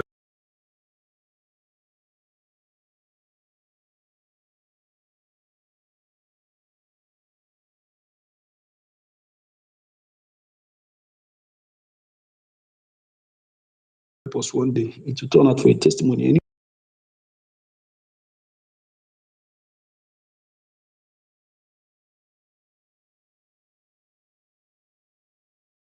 Star is not the only person who actually made this submission. And if Chibuzo will remember correctly, we were once talking, discussing.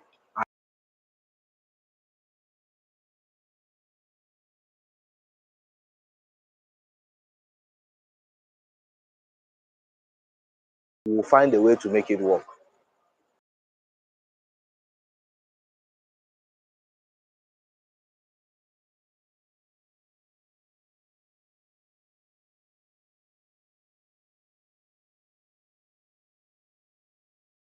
because believe me, I've thought about so many things, and this Enugu town, flying our Oh, placard okay. with kids, including me personally here. I wouldn't miss Yeah. it for anything. Okay. So the thing is, I have questions to ask you. I have oh, okay. questions. Sorry, you can. Before you go, just I just want to say one thing. Um, um, the people who are from that region, are you people on this space? Have you been able to identify how many of you are on the space? I have an idea, but it's not something I want to say on a space. So, and it's something I want to see if we can implement it by either this. I want to test it out in my village this weekend. I'm from Abia State. If I Ninety test it out, percent of people here are from the community. okay. So I wanted us Better to. if you can hear me. 90% of the people here Yeah, are no, from the community. I heard you. It's just Obago that I know, and I'm thinking that Obago will be able to what's the word for it? We'll be able to um validate like the other people, so we don't have Ndesabo in the group, right? I wanted to form a group, and then we'll add every other person there, and then we'll try and do something from that angle. I don't know if I'm trying to. So I just wanted to use this space as like a We like one Some of us rallying know each point. other here. Yeah. Okay, good. If you know each other, that's solid. So what? Not everybody entirely, but I Yeah, think yeah. No, we hold can on. validate. Yeah, they are done. The thing is, it's a small pilot program, right? It's a small pilot program. So we don't need All right. everybody. We don't need a crowd, right? We just need like a few people who you can verify that are, serious people that will not be sellouts, and then we should be good to go. When the program actually happens the way I think it should happen, then we can expand it to all and sundry. Basically, the idea Okay. would be, yeah, before you need to be able to like validate that you know who this person is before you bring him to the group. That's just what the idea is, so it doesn't leak out since it's security something. So, but that's just it in general. So I'm thinking Obagi is like one that at least I can speak to with respect to like the other time. Charles as well. Um, You can as well uh, speak with Igbo, it's not an issue. Or maybe you can who is ask that? Obiora, or Obego about Chibo. It's not an issue. Oh no. So Obagi is like my main contact person, right? I'm just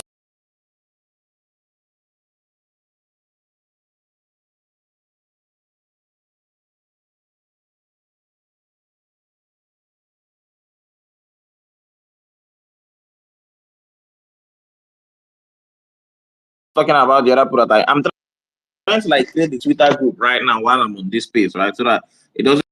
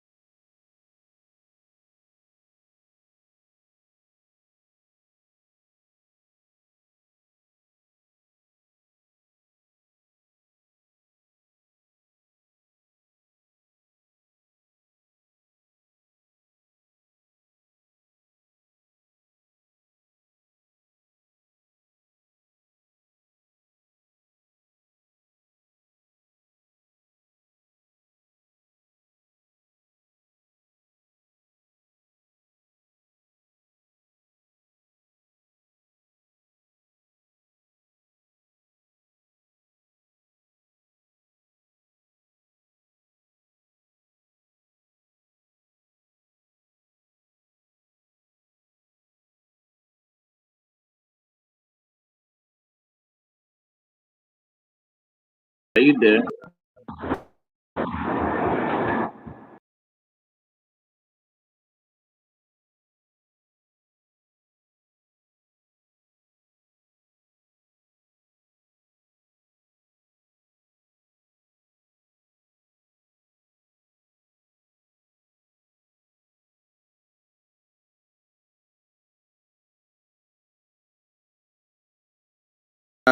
We can then we can even be having a conversation while we're on this.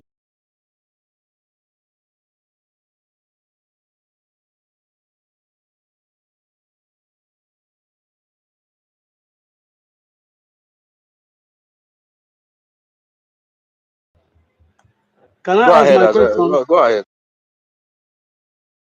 Go ahead. Okay. I want to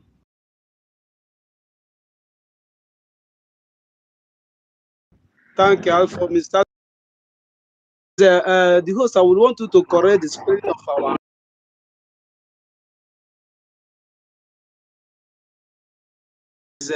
Yeah, na true, na true. topic. EHA, Spelled, then hyphen, I move. Sorry it, about that, man. it is spelled EHA, then hyphen, capital A before MUFU. So I direct my question to Mr. Chigo. I news online circulating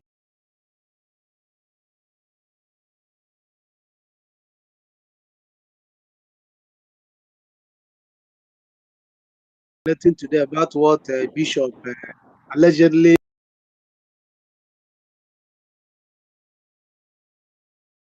today about what Bishop allegedly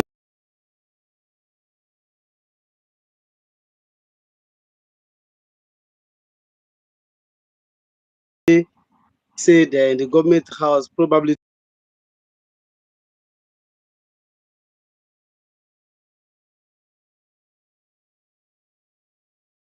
their farms, that there's nothing happening there. I read it today, and I think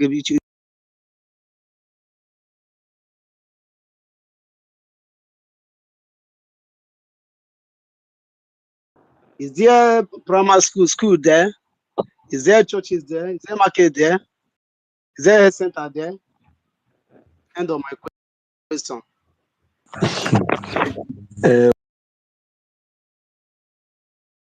Thank you so much, Isaiah Malaki.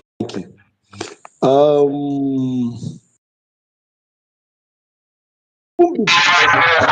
even before I shared that info on that WhatsApp platform we belong to, the thing has already gone viral, even on Facebook.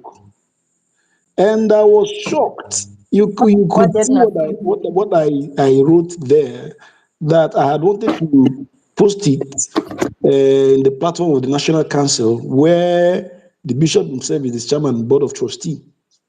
But in order to help his personality, I just decided to post in that other smaller platform.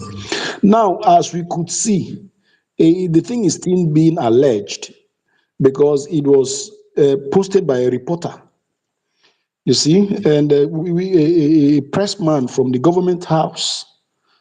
So why I had to post it at that place was so that people who are closer to him than I am should be able to find out from him.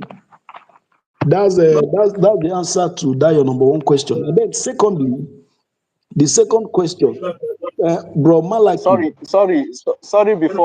Before I forget, Brochigo, before I forget, I'm not cutting you short, but things like this, please, you guys shouldn't be keeping it under the wraps, please.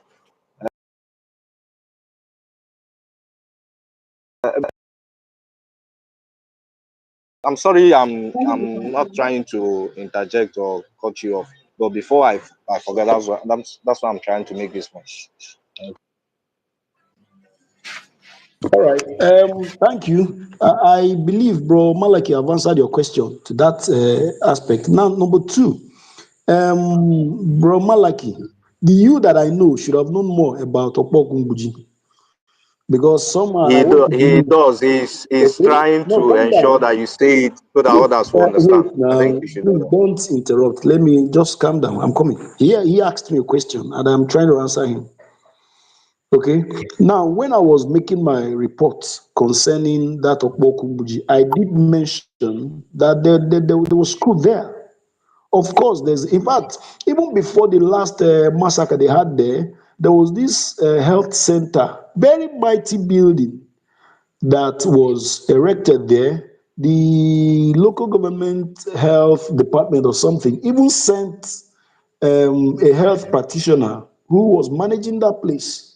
So, and of course, there was a polling unit there, which, in fact, the name of Pokumbuji is a well-known name, as and not just for anything, but because of the strategic position, having the common boundary with Adiga. So it's a very popular town, very, very popular town. So all of these things were there. I also did mention that there were about 5 churches or even more there including the Apostolic Church, which we know very well. Anglican is there. New Life Gospel Church is there. Church of Christ is there, and one other more too, self. So it's actually a popular village that or a popular, we don't know, farm settlement. Is not that one is even beyond the farm settlement. So these things are verifiable facts to everyone. Thank you so much, Malaki. I think I've answered your question. Thank you, Chibu. Who else has their hands up? Anyone that is ready to speak, please, can you take your hands off? Yeah, sorry to interrupt. Obag, I've not seen the group. Or are you active? Or Okay, yeah. I just created it. It's a All right. WhatsApp group, right? Yeah, it doesn't matter. Anyone is fine. I've created the WhatsApp group and I've added like 4 people now. All right. Naya, sorry, Naya, please, sorry. Naya, I want you to call up. Ben Dekachi. He's from the community, and he's someone I respect so much. I respect him so much with large followers. So he's an asset I met here on Twitter. Then there is Deborah Obegu. That is the only female from the community. They need to speak, talk to us. Okay. Deborah, is she on here? Deborah is a speaker already. I don't know why she's not speaking. Okay. I'm on. Can you hear me? I've sent Ben the speaker. Yeah, Deborah, go ahead. We can hear you. Thank you.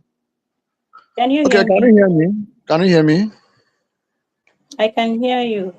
Can you hear me? Yes, Deborah. Go ahead. We can hear you. I am coming from that particular region. In fact,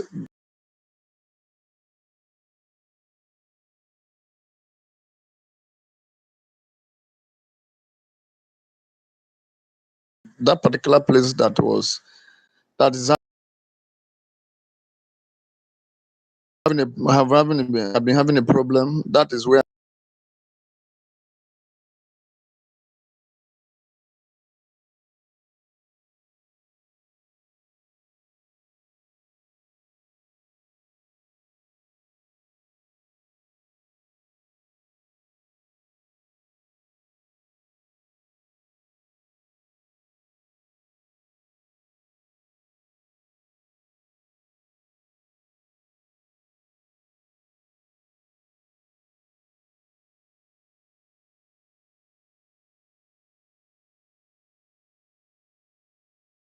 That's release from the police.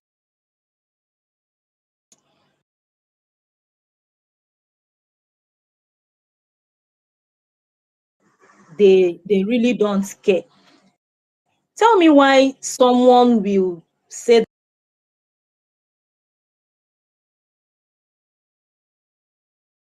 that there is peace in a Hamufu, that there is security.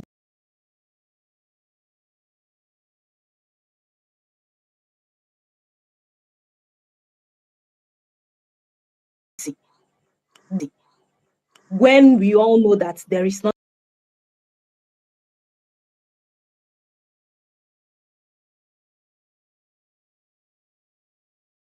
believe that she was lucky that it was only him that she met. If not, it would have been a different story.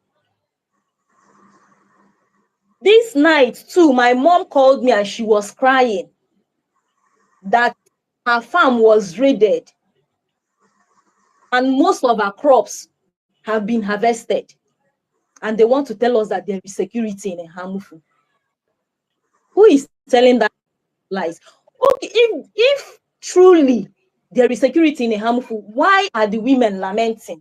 Why have our people not been able to go back to the farm? Or is it that they don't want to continue?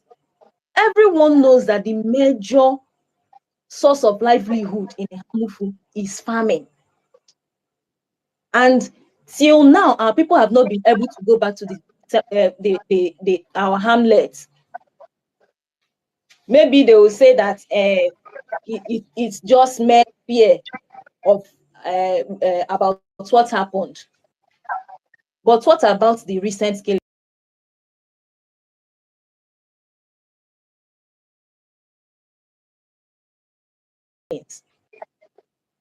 Or are they waiting for another mass massacre before? Deborah, please hold on. Sir Ben, please kindly mute your mic, please. You go right after Deborah. Sir Ben, thank you. Okay, Deborah, you can go ahead. Thank you. Have they been able to fish out the culprits if they say that it wasn't done by the herdsmen?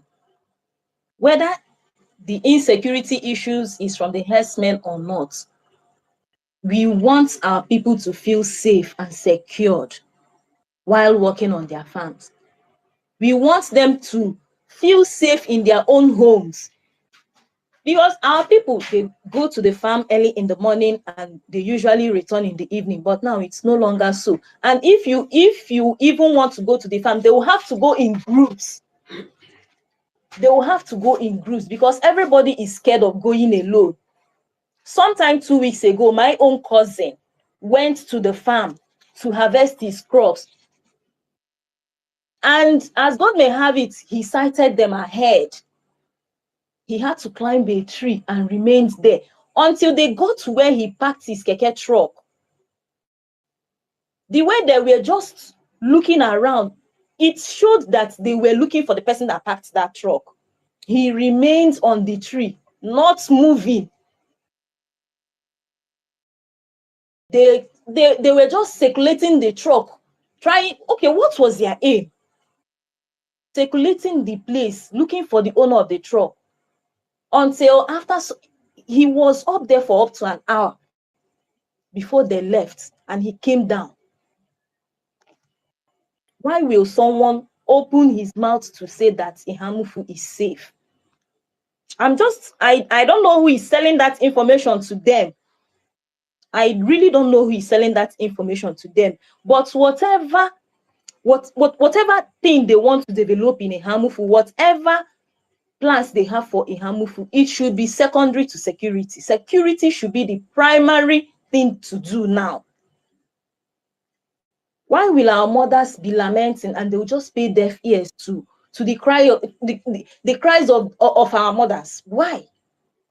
As if we are not human beings. It has always been like that.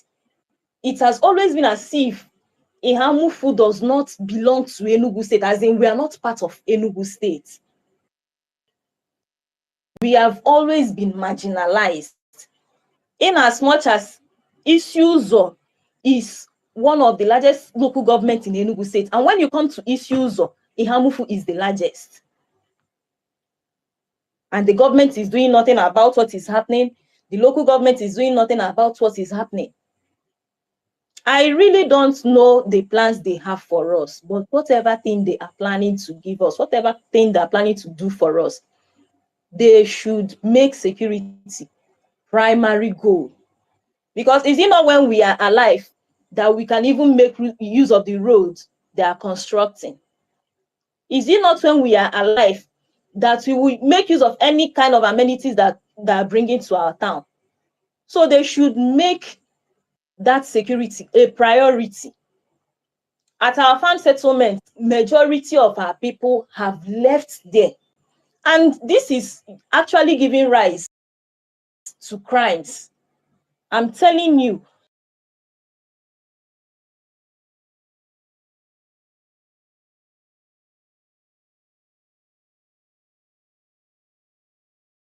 this complaint that my mom gave me now, it might be a resort to crime.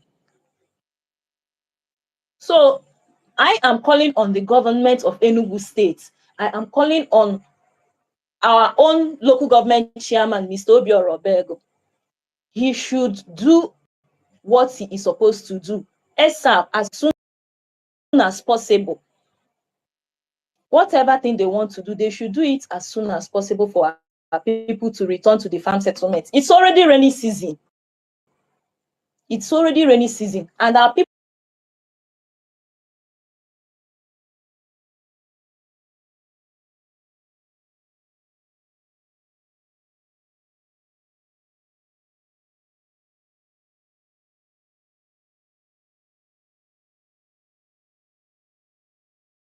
reason because no one is working even to produce those things any longer. So for them to say that there is security, no. We the people of Ihamufu, we the people who have been touched, we the people who are at the heart of this thing, we are saying that there is no security. My own mother lost 7 of her cousins to this crisis. She lost Thank 7 you. of her cousins. Let it be known to Nigeria that there is no security yet in Ihamufu. And we are trusting God and trusting the government to bring security, to make our place safe for our people, so that children can even go back to school. Obago made a post about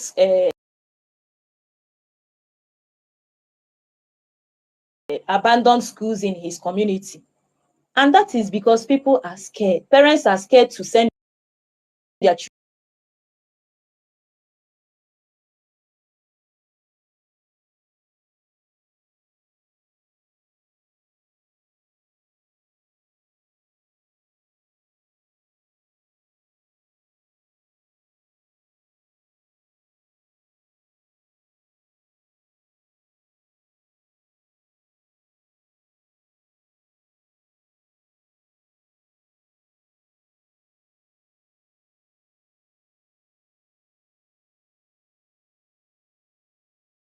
Wish to call themselves local government chairman, Mr. Obiora Obegu, please fish out those people. Fish.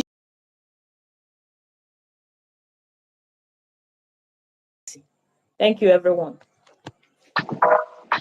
Sorry, I feel ask question. I beg. No vex. I be nice to back. I feel ask you some more question. Yes, please go ahead. Okay, I'm really sorry about what is going on.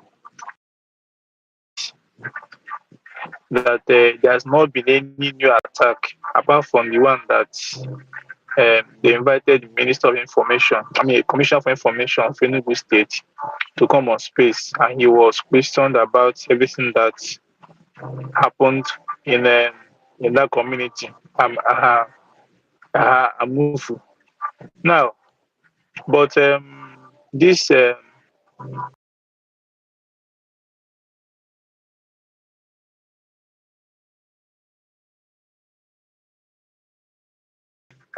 one news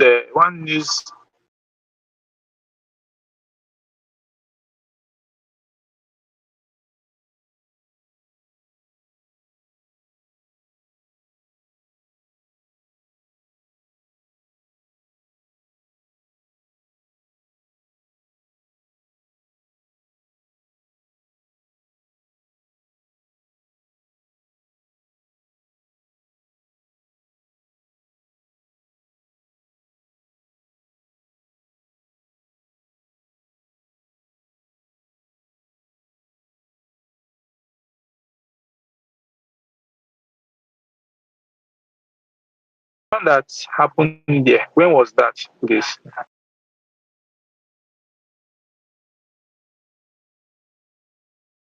January or February, between January and February.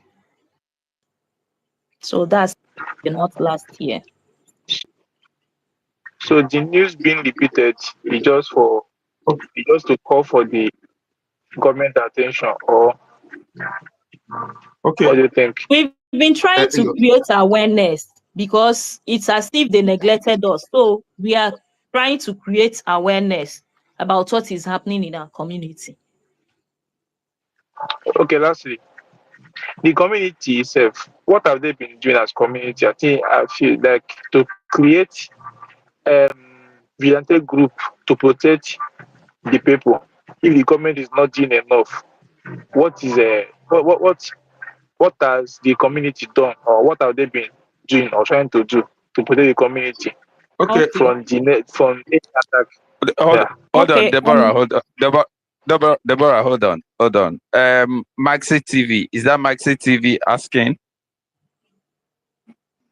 Hello, is that Yeah, it's Maxi Maxi TV. TV? Yeah, Yes, yeah. It's Maxi TV. Right. yes, sir. Is that Maxi TV? Okay. Maxi TV.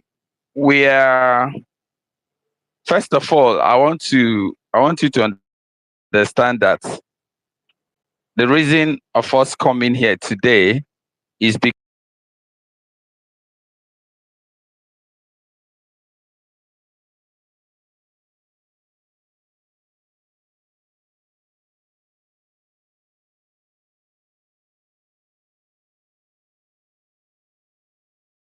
your reason why we appeared here today, and one of the major lies,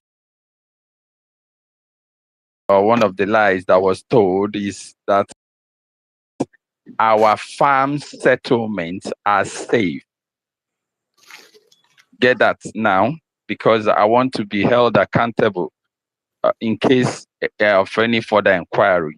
Our farm settlements are peaceful and calm.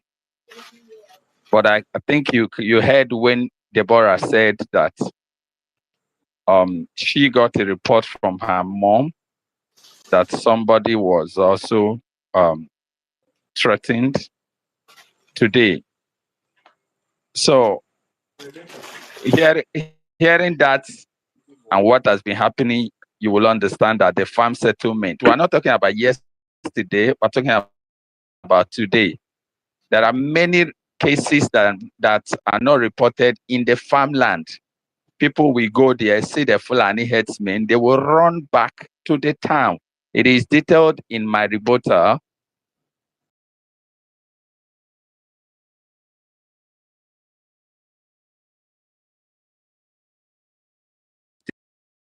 Sahara report.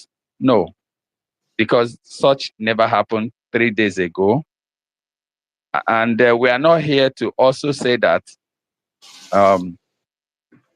there was no attack in our place.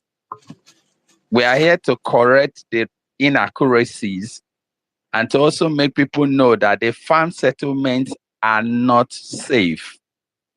Two, that our communities in some of the hinterlands are not desert, they are not forest.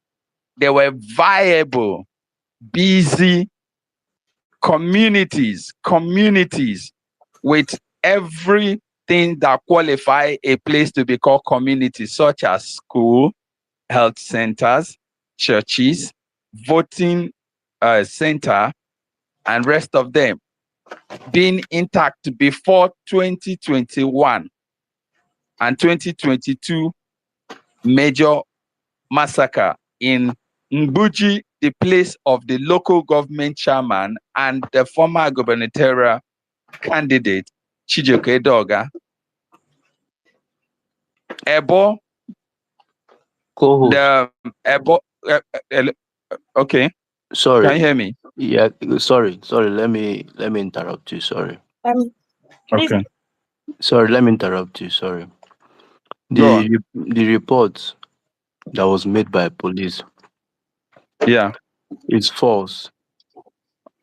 Political endorsement, or how will I put it? It's No, false. There are stories, not just stories. Charles, wait. Charles, are you the one? Sorry, Charles. Sorry. This is Samson Web Taliban. Okay. Hold on. Let me finish. I will allow you say what you want to say. Let me finish. So, those reports are not representing what exactly what is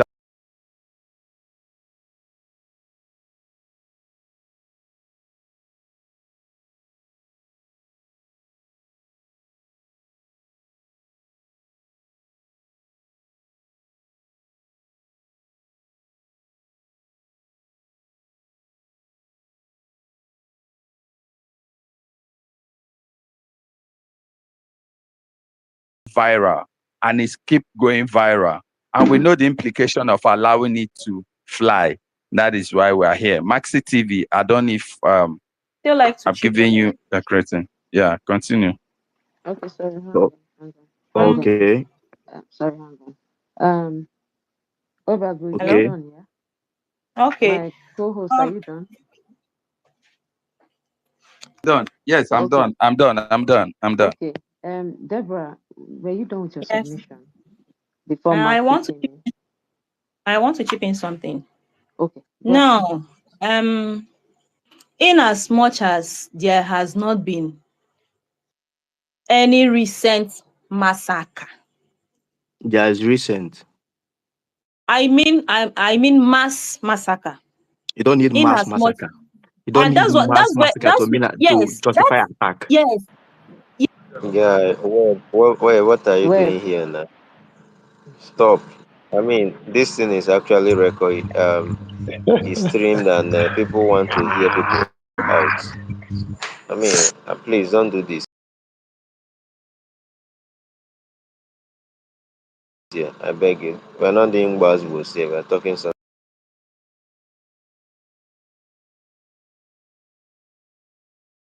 very serious. Thank you.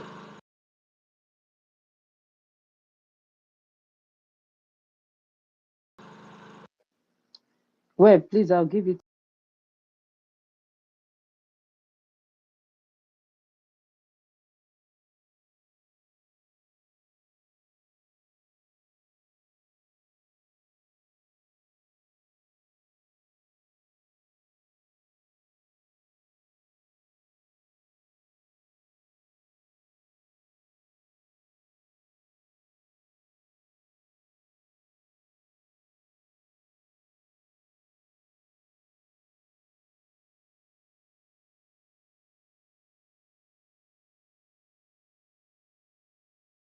do you expect from our people?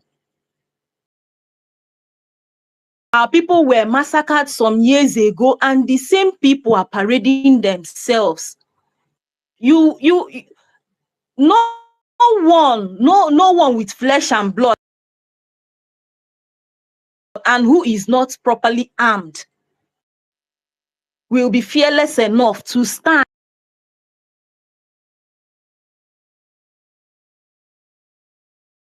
around threatening our people.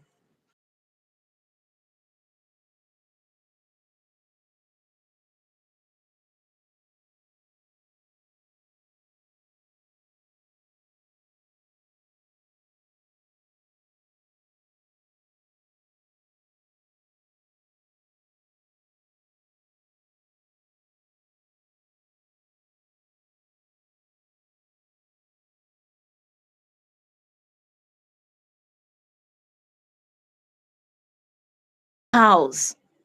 They are not animals.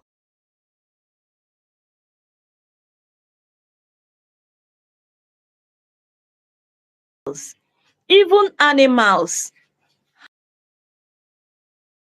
have their own level of respect, not to talk of you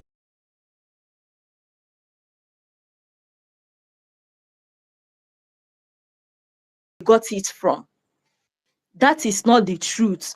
And we will keep on debunking them. We will keep on telling the world exactly how it is until they do right by us. Thank you. Thank you, Sorry, Deborah. sorry, sorry. Let me say something before I forget, please. Please, pardon me. Let me say something before I forget. Well, S- we have time for Um, okay. About please. the Ihamufo incidents and crisis about headers, how the police people came up with this information. I don't know if people have heard about a PDP, a young man. I think he's in l- early 40s or so. He's a PDP member. They are the one that made this happen and this possible.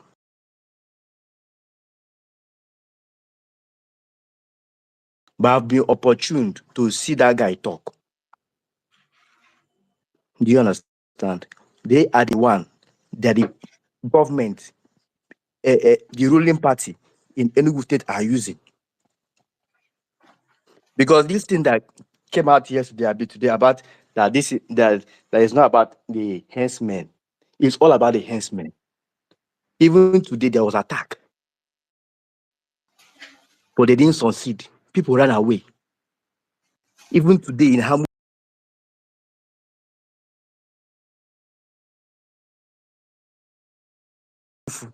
there was attack today.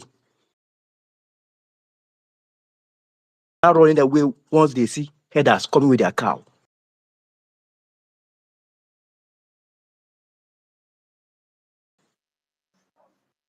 In this their recent attacks, they don't even come with cows again.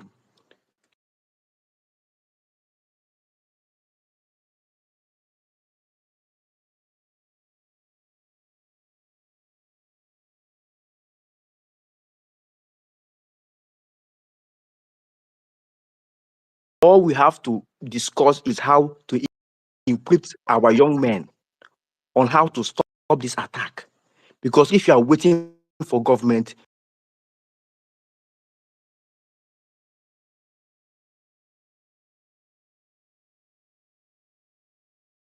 which we know is not going to happen.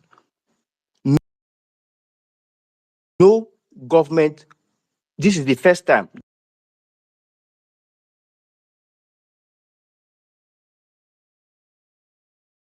can't attack them. You can't go into your farm while they are there. But in this their recent attack that is going on now, they don't even come with cows anymore. They are doing manhunt.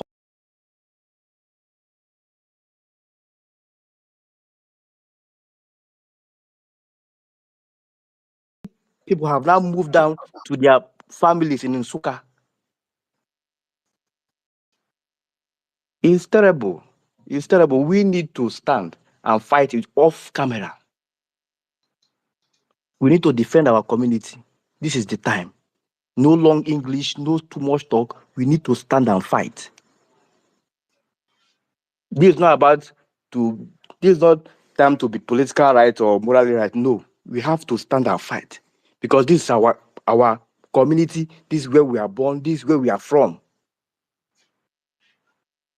We don't just have to correct what they are trying to say. They are pushing the negative. See what happened in Uromi. See how government are treating it. That's to show you what is happening. We all know what is happening. It's not about what the policeman said. I'm telling you for sure, they never came down to witness what happened. I don't know if I will try to get this guy's picture for you. He's a PDP man. He's a young boy, early 40s or middle 40s. Are you talking about Israel? Israel. Yes, Okay. yes. He's middle 40s. I think he's good at He's from Umbuji. yes, correct. They are the one that is pushing this narrative. He's in that town. Oh, okay, sorry. Sorry, Web. Please, which community are you from? Me? Yes. Okay.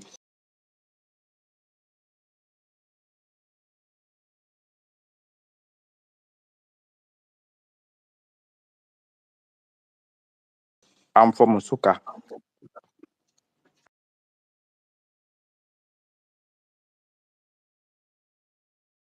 No. Wait. Sorry. I'm coming. I'm coming. Sorry. The Wait. line. Just wait. Okay. Just wait. Just wait first. I'm asking this question because you see, we are being monitored, and the space is recorded, and we don't have much to fight the government when And it turns it's death. also streamed on YouTube, so the So information is so going to everybody that can get it. So we want so the I'm not trying to. responsible. Sorry. Uh, yeah, come, Obego. want to be responsible for whatever is said there, and want to be sure that it's true and nothing but the truth. Thank you, Biago. Yeah, thank you. So I don't want something that later they will say this is how they go about on different spaces spreading lies. I've invited some people here, the SSA, I've invited him, I've invited the media aides and other people. If they don't listen now, they may listen later to see what we have said. So I don't want that, we don't want to give them that chance of that rubbish again, because we're having future plans to make sure that our place is safe. You can continue.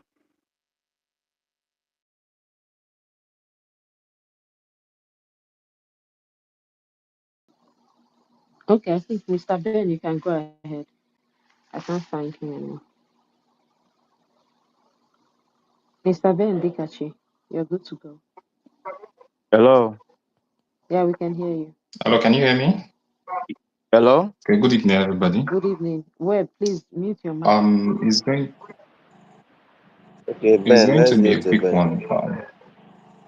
Ben, if you can hear us, unmute your mic Okay, and speak. I'm Yeah, speaking I can already. hear Can you. you hear Yes, me? I can hear you. Yeah, we can hear you. We can hear you. Okay, it's going to be a quick one. I just want to highlight a few things. I'm basically going to touch on something that the previous speaker from Kano East said that is very important. I think sometimes we tend to be missing certain things in this whole thing. And that is the fact that in this whole thing, there is actually a war and then there are battles. And some of us get caught in the battle, and what we end up doing is forgetting the war itself.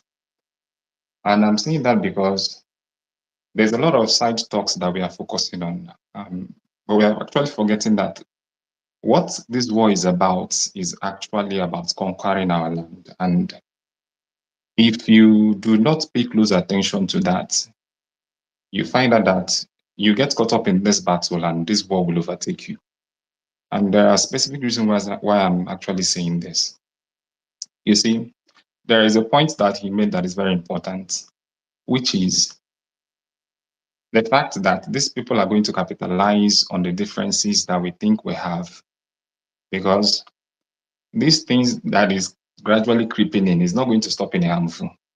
If Ihamufu falls, the next village will follow. And before you do that, it will keep on encroaching and encroaching. And before you know it, it gets to everybody. So the best we can do is bind together. And let me talk specifically to Ihamufu people, my people. Whatever differences you think you have, at this point, it doesn't make any sense that you keep holding it at the expense of what is going on. The truth is, the government will not actually come for you except we push them to. Because personally, I call our governor a cosmetic governor, and I do that because I find him to be a kind of man that cares more about his image than anything else. He cares more about looking good. He cares more about how people are going to perceive his administration than actually working and securing people. I think the primary duty of any governor should be securing life and properties first. If you fail on that particular duty, there is nothing else that you can do to compensate for it. If life and security, life properties are not secured, no matter what you do, if you like, build the world's biggest skyscraper, all those things are rubbish. And I see him as a man who is trying to make it appear as if everything is okay so that people are not going to actually start talking bad. I see that as the reason why some of these debunking that you're seeing online are coming up. They are not just coming up, someone is actually sponsoring them.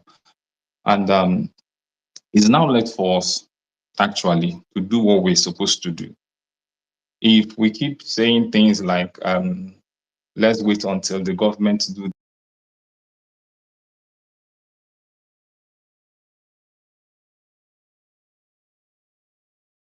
this or do that.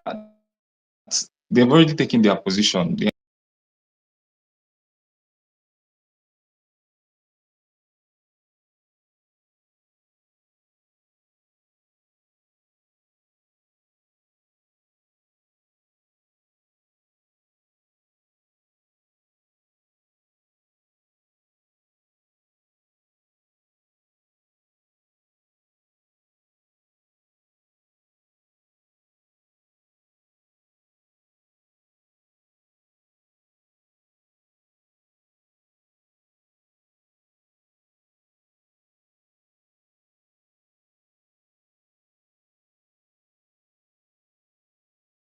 about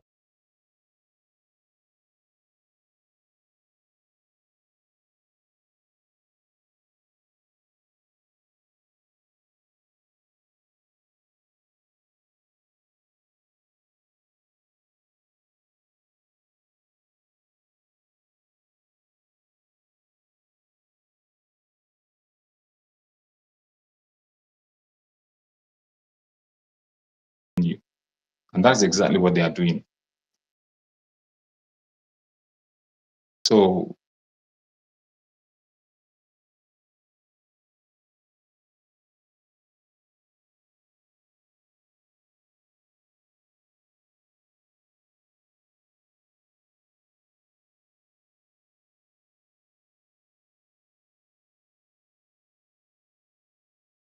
participants in that. And I knew what was actually going on. So what I'm actually saying in essence is let's we will come and pick us one by one. That is number one. Then number two is let's force the government to do something, because if we keep relaxing and shouting on social media, thinking that we are going to get their attention or shouting in our backyard, they are not going to come. In fact, the truth is, I hate to sound as someone who actually propagates propaganda, but I will say this: the truth actually is, some of the biggest sponsors of these people are actually the highest authorities in this land, in Nigeria, and that is the truth. And that is why sometimes the governor, the people in power, let me not just talk about the governor, the people in power, sometimes it seems as if they are not doing anything. And the reason is because they are subservient to those power. In fact, sometimes it's even actually those power that is actually dictating to them what to do. So that is the mess that we found ourselves in. And we just have to do what we have to, what we should do. That is the only thing. So I think that this is where I will end my own submission. Thank you, everyone. Thank you, sir. Okay, thank you very much. No, go ahead, Obama. Okay, thank you very much, Ben. Grandmaster talked about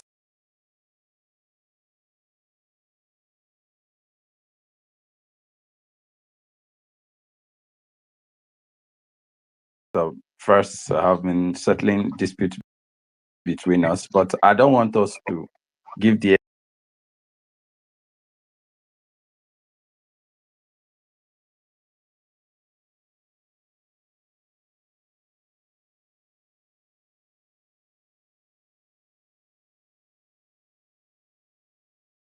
moved to PDP. So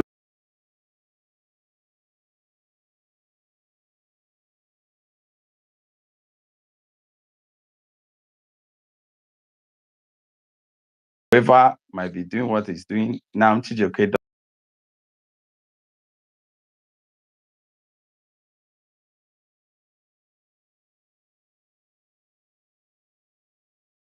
Oga is in PDP, and he, I believe,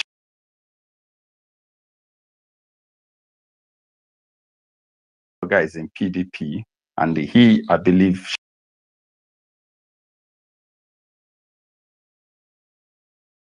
should be the head of the Labour Party in the Hamu.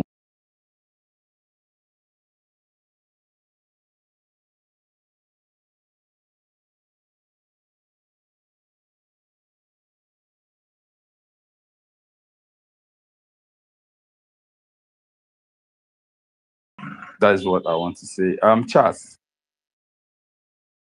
please, can we give Mena the mic before you speak so that we can give other people requesting mic? Okay.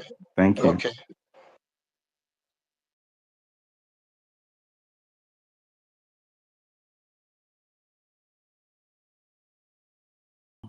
Okay. Thank.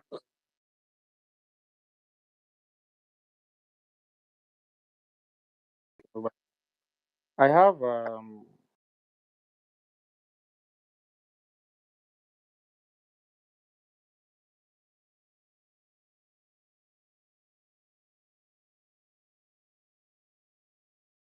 experience of what has been happening or what has happened in number one.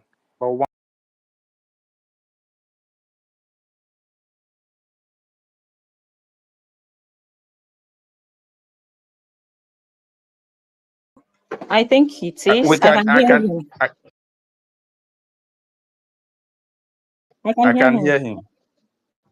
Okay.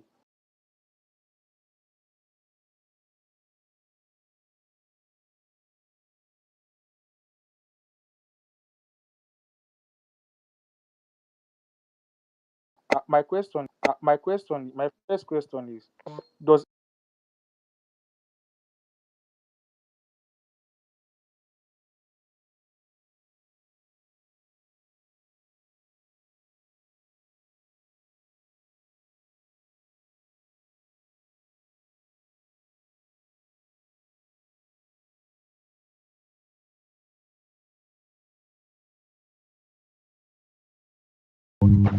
Eh? either Obi or Eze, Eh? right?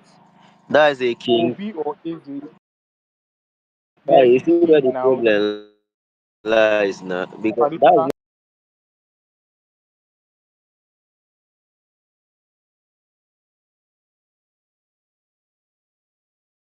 not, I don't traditional think that ruler. was what they understood it to mean. I don't Traditional think that ruler. was what they understood it to mean.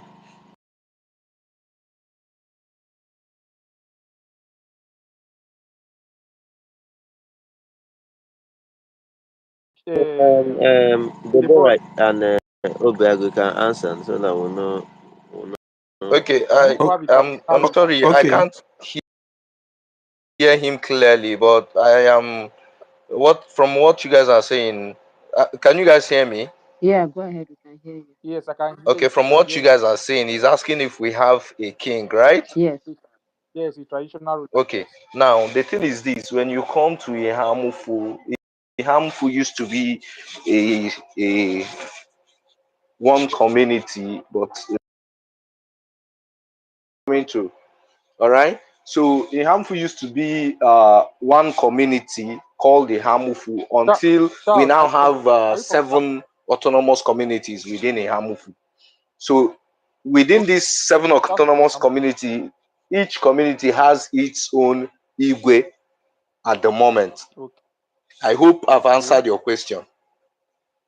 Very good. So it means there's a traditional ruler for each autonomous community. But the Very good. Hamufu is still one, but with seven Yeah. different autonomous Yeah. communities Yeah. created by the Enugu There is state no, government.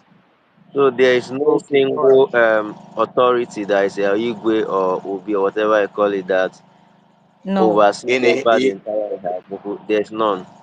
No, So no, no at the problem. moment, No problem. no. But No problem. we have a council of elders. All right. Council of I Elders hope I of am understood. the yes, I understand you now. Very good. So that's my first question. It means we've established right now that Hamufu has autonomous communities, and these autonomous Can you communities guys have. guys hear me? Yes. Yes, we can hear you. Yes. I can hear Uh-huh. you. So what we have at the moment that is taking care of Ihamufu. Charles, I think you cannot hear Mena, so you may have to drop and come up so that he was talking just now. Okay. Yes. I hear what you said. I hear what you said. Now, what I'm saying is we've established now that Hamufu have traditional rulers, right? Now, that's my first question. My second question is, um, have these traditional rulers, what are they doing?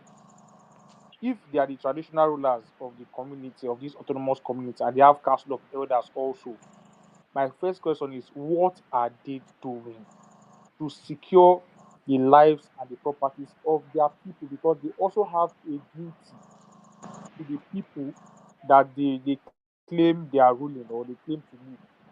So what has been in this attack, in this incident now, have they had any meet?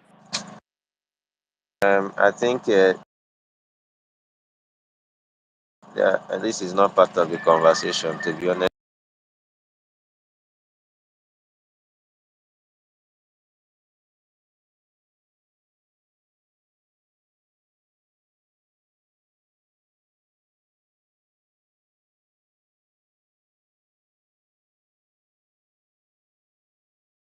Traditional rulers are not here. That's the first thing. Their spokespeople are not here. The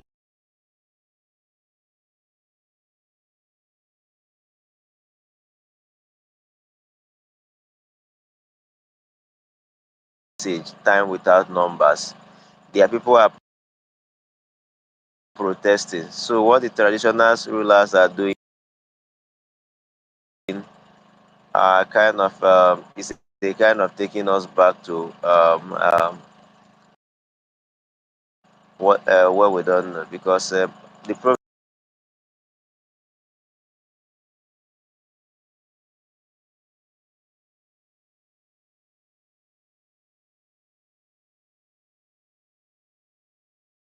is To Ebo community. So let him address the okay. yeah. Yeah, thank you. Okay, Isaiah, you can go on. He's asking what your traditional ruler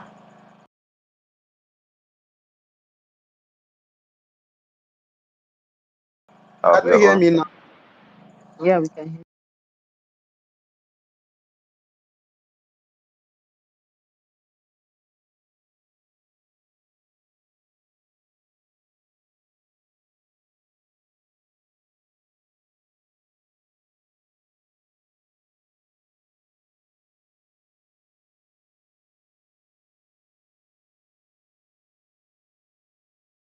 In Ihamufu. But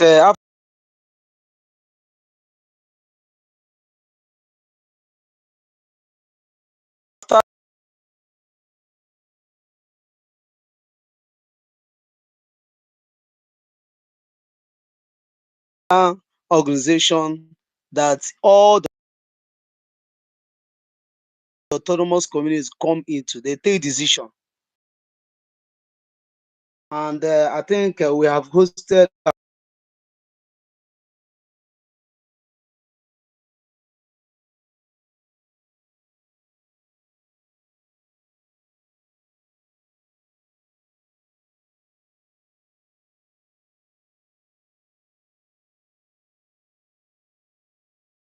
to say about rulers. Thank Okay, thank you very much. Thank you very much. I'm not going to go further than this. Regard this, I just want to establish that they have traditional rulers, which they have, and obviously their traditional. There's a council that that is very active. That is wrong.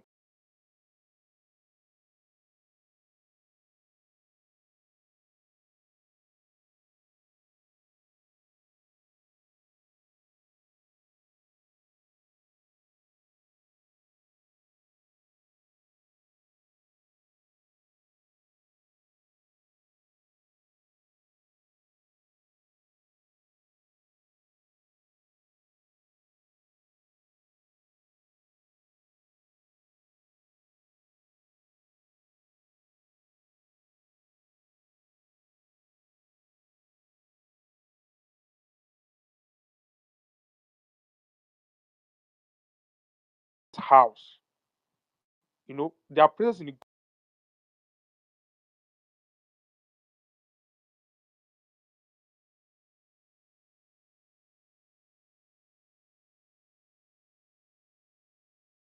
government house would definitely government house would definitely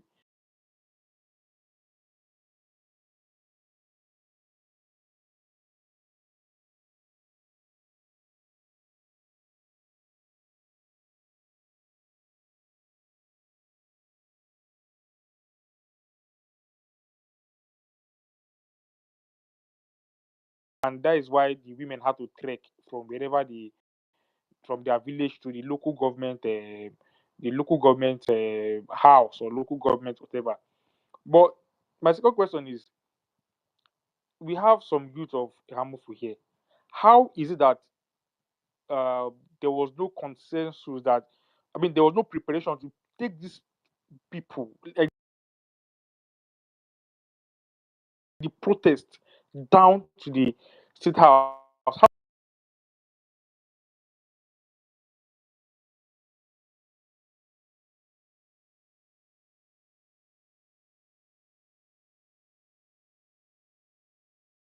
are going forward if we will need such a thing to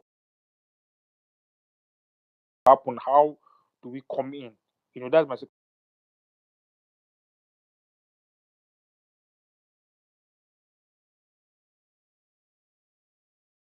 question.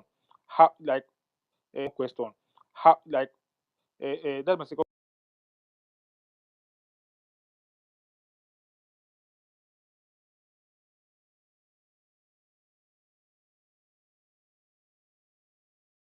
It was Ben. Ben said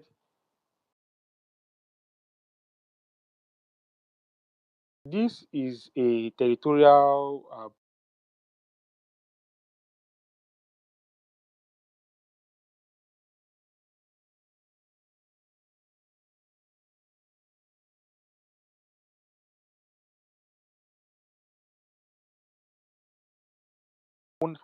in Igbo land. You understand? And our leaders will be so silent about it. That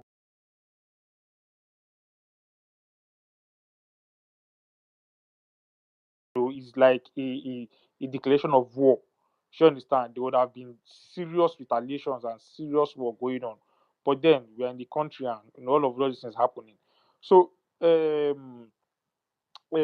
my question is, who are the neighboring communities? Like, if this thing is happening in Hamufu, and the neighboring communities are there, how are they? How what is the because this the Hamufu the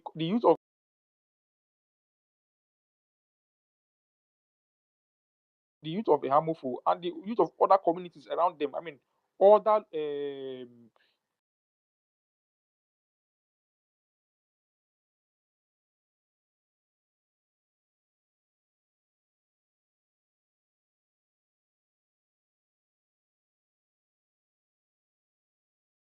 towns and villages around them. They are communicating. So how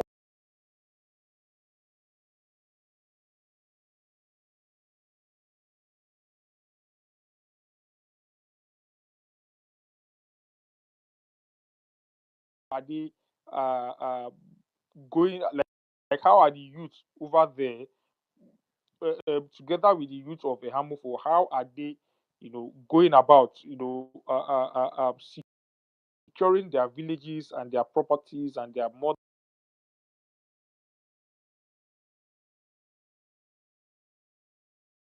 Now, as for the PPRO, that is the police public relation officer, that came not quite too long and came to give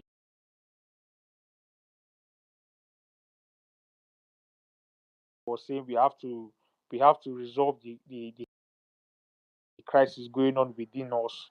I was thinking maybe the crisis is some other. I didn't even know the crisis is referring is the political crisis,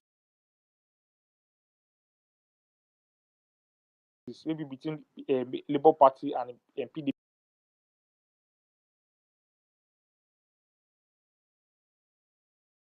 She understand that because of political power. In fact, it's unheard of in Enugu. In Enugu as a whole, we believe that Enugu as a state is the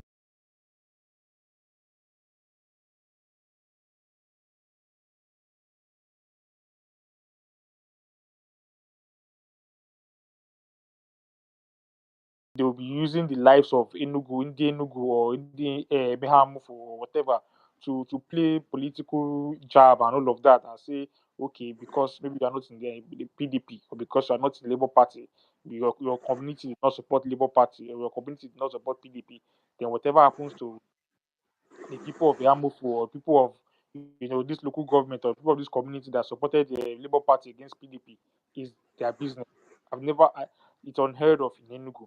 So it will be a serious. I mean, we should seriously escalate this issue, escalate this issue so much that we make them realize the stupidity behind such a thought. Sure,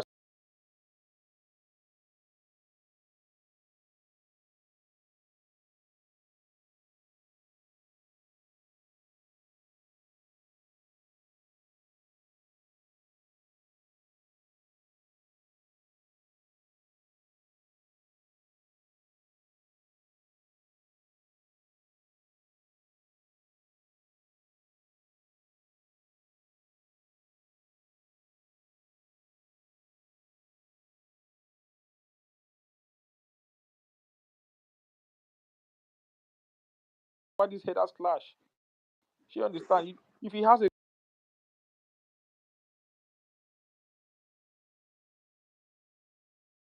resident in Enugu, let us know. We know how to organize boys and we know how to go if it's to I mean if properties or whatever in Enugu and they go to Abuja as their safe haven. But if they have in Nsukka, I'm sure that a lot of them have residents in Enugu in the capital. They have residents in the capital. So how can we if we can get it, please escalate it. Escalate it, let everybody know they are not we need to get that so we can call them over the phone. You understand?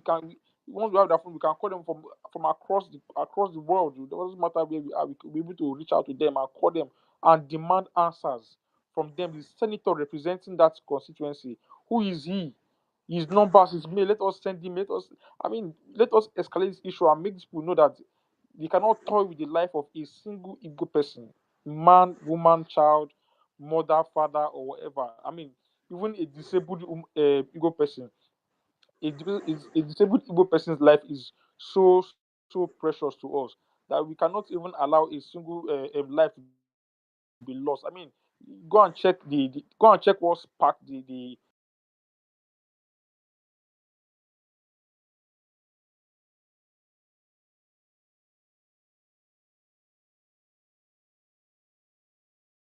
American independence. They killed the British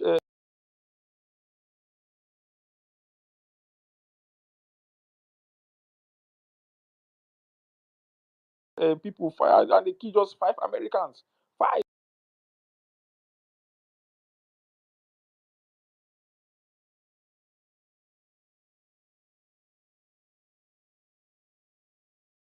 Damn, nobody is trying to be political correct.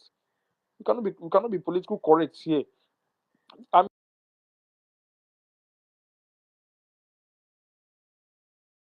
across the world.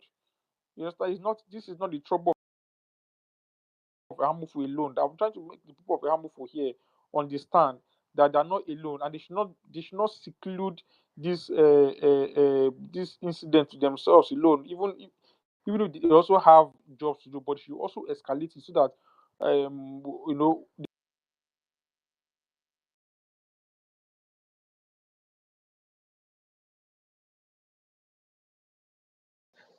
Okay, I think we lost him there.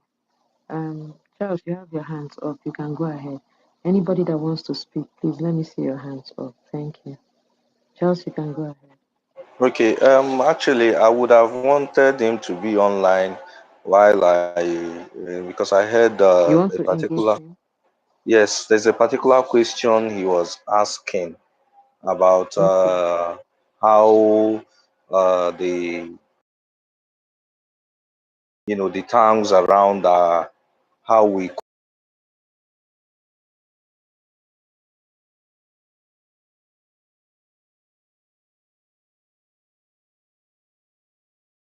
collaborate or how they manage to contain these Okay, he's people back. and protect community in issues of local government. And Mm-hmm. when you look at it very well, among these communities around us, the Hamfu is bordering about two or three local governments from Benue State alone. So to tell you how big it is. So because among all these communities, the Hamfu is the only community who is bordering about three different local governments. Yes. Then we are bordering Ebonyi State to the right. Then we have Ikem the other side. Uh, Ikem is also bordering Benue State somehow, but not. Ikem is not as big as Ihamufu. So I think that is where I'm trying to answer the question about how are these other communities containing them. So, and because Ihamufu bordering about three different local government, and like Chibo said, we have common borders with these people, and then they tend to initially these attacks used to be segregated singular attacks. They tend to come from Benue, attack, go back, come from Benue, attack, and this is how it has been happening. So it's an issue asking how these other communities are kind of containing them, because the attacks, I'm not sure that any of these communities are being attacked the way Hamfi is being attacked, right?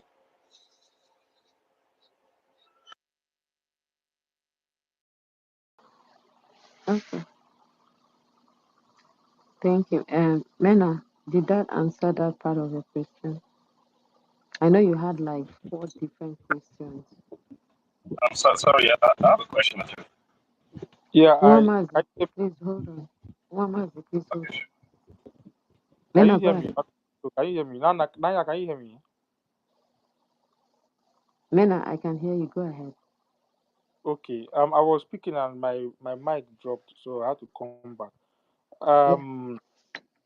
So I was trying to. I don't know if you will catch Yeah, my but did question. you I did just you want hear to. Charles's question? You had like four questions, and I think Charles just answered one, and I don't know who the other three were directed to. Yeah, a lot of my question was directed to Deborah because she has been the one I've been listening keenly to. In fact, I only got to Okay. know that um what's this, my brother's name is Charles is also Mm. from Amufo, So I just want to close. I just want to close with this conclusion. So the truth is, when I Mena, started please, when I started don't my journey, defend them. Are you also from Enugu State? yes, I'm from Enugu State and I'm from Nsukka. You Okay, I'm understand? from Super Yes, Axis. Okay. I'm from Nsukka, and there was a time that an attack happened in Uzo One, and I was so enraged. I was so much enraged, and you know, I used my platform. I mean, my account to call out.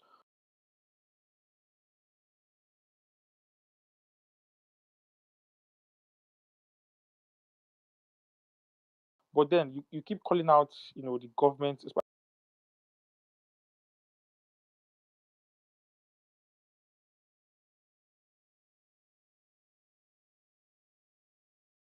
the state governor, and the state governor, and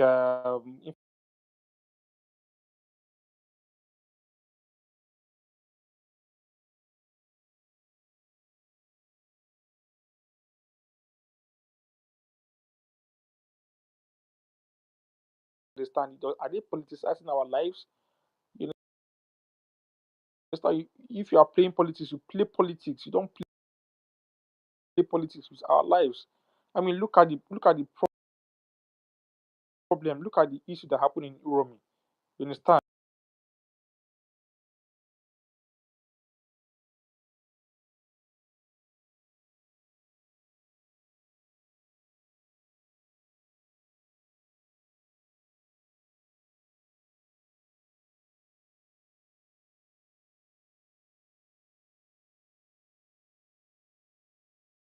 Were clearly stated by the community are criminals, but they don't even care. They don't care if they are criminals. What they See, man, please don't do this here. I beg you. Focus on what we're talking about here. Yeah, see, I just use that as an extension, as a reference. You understand? But what I am saying in essence is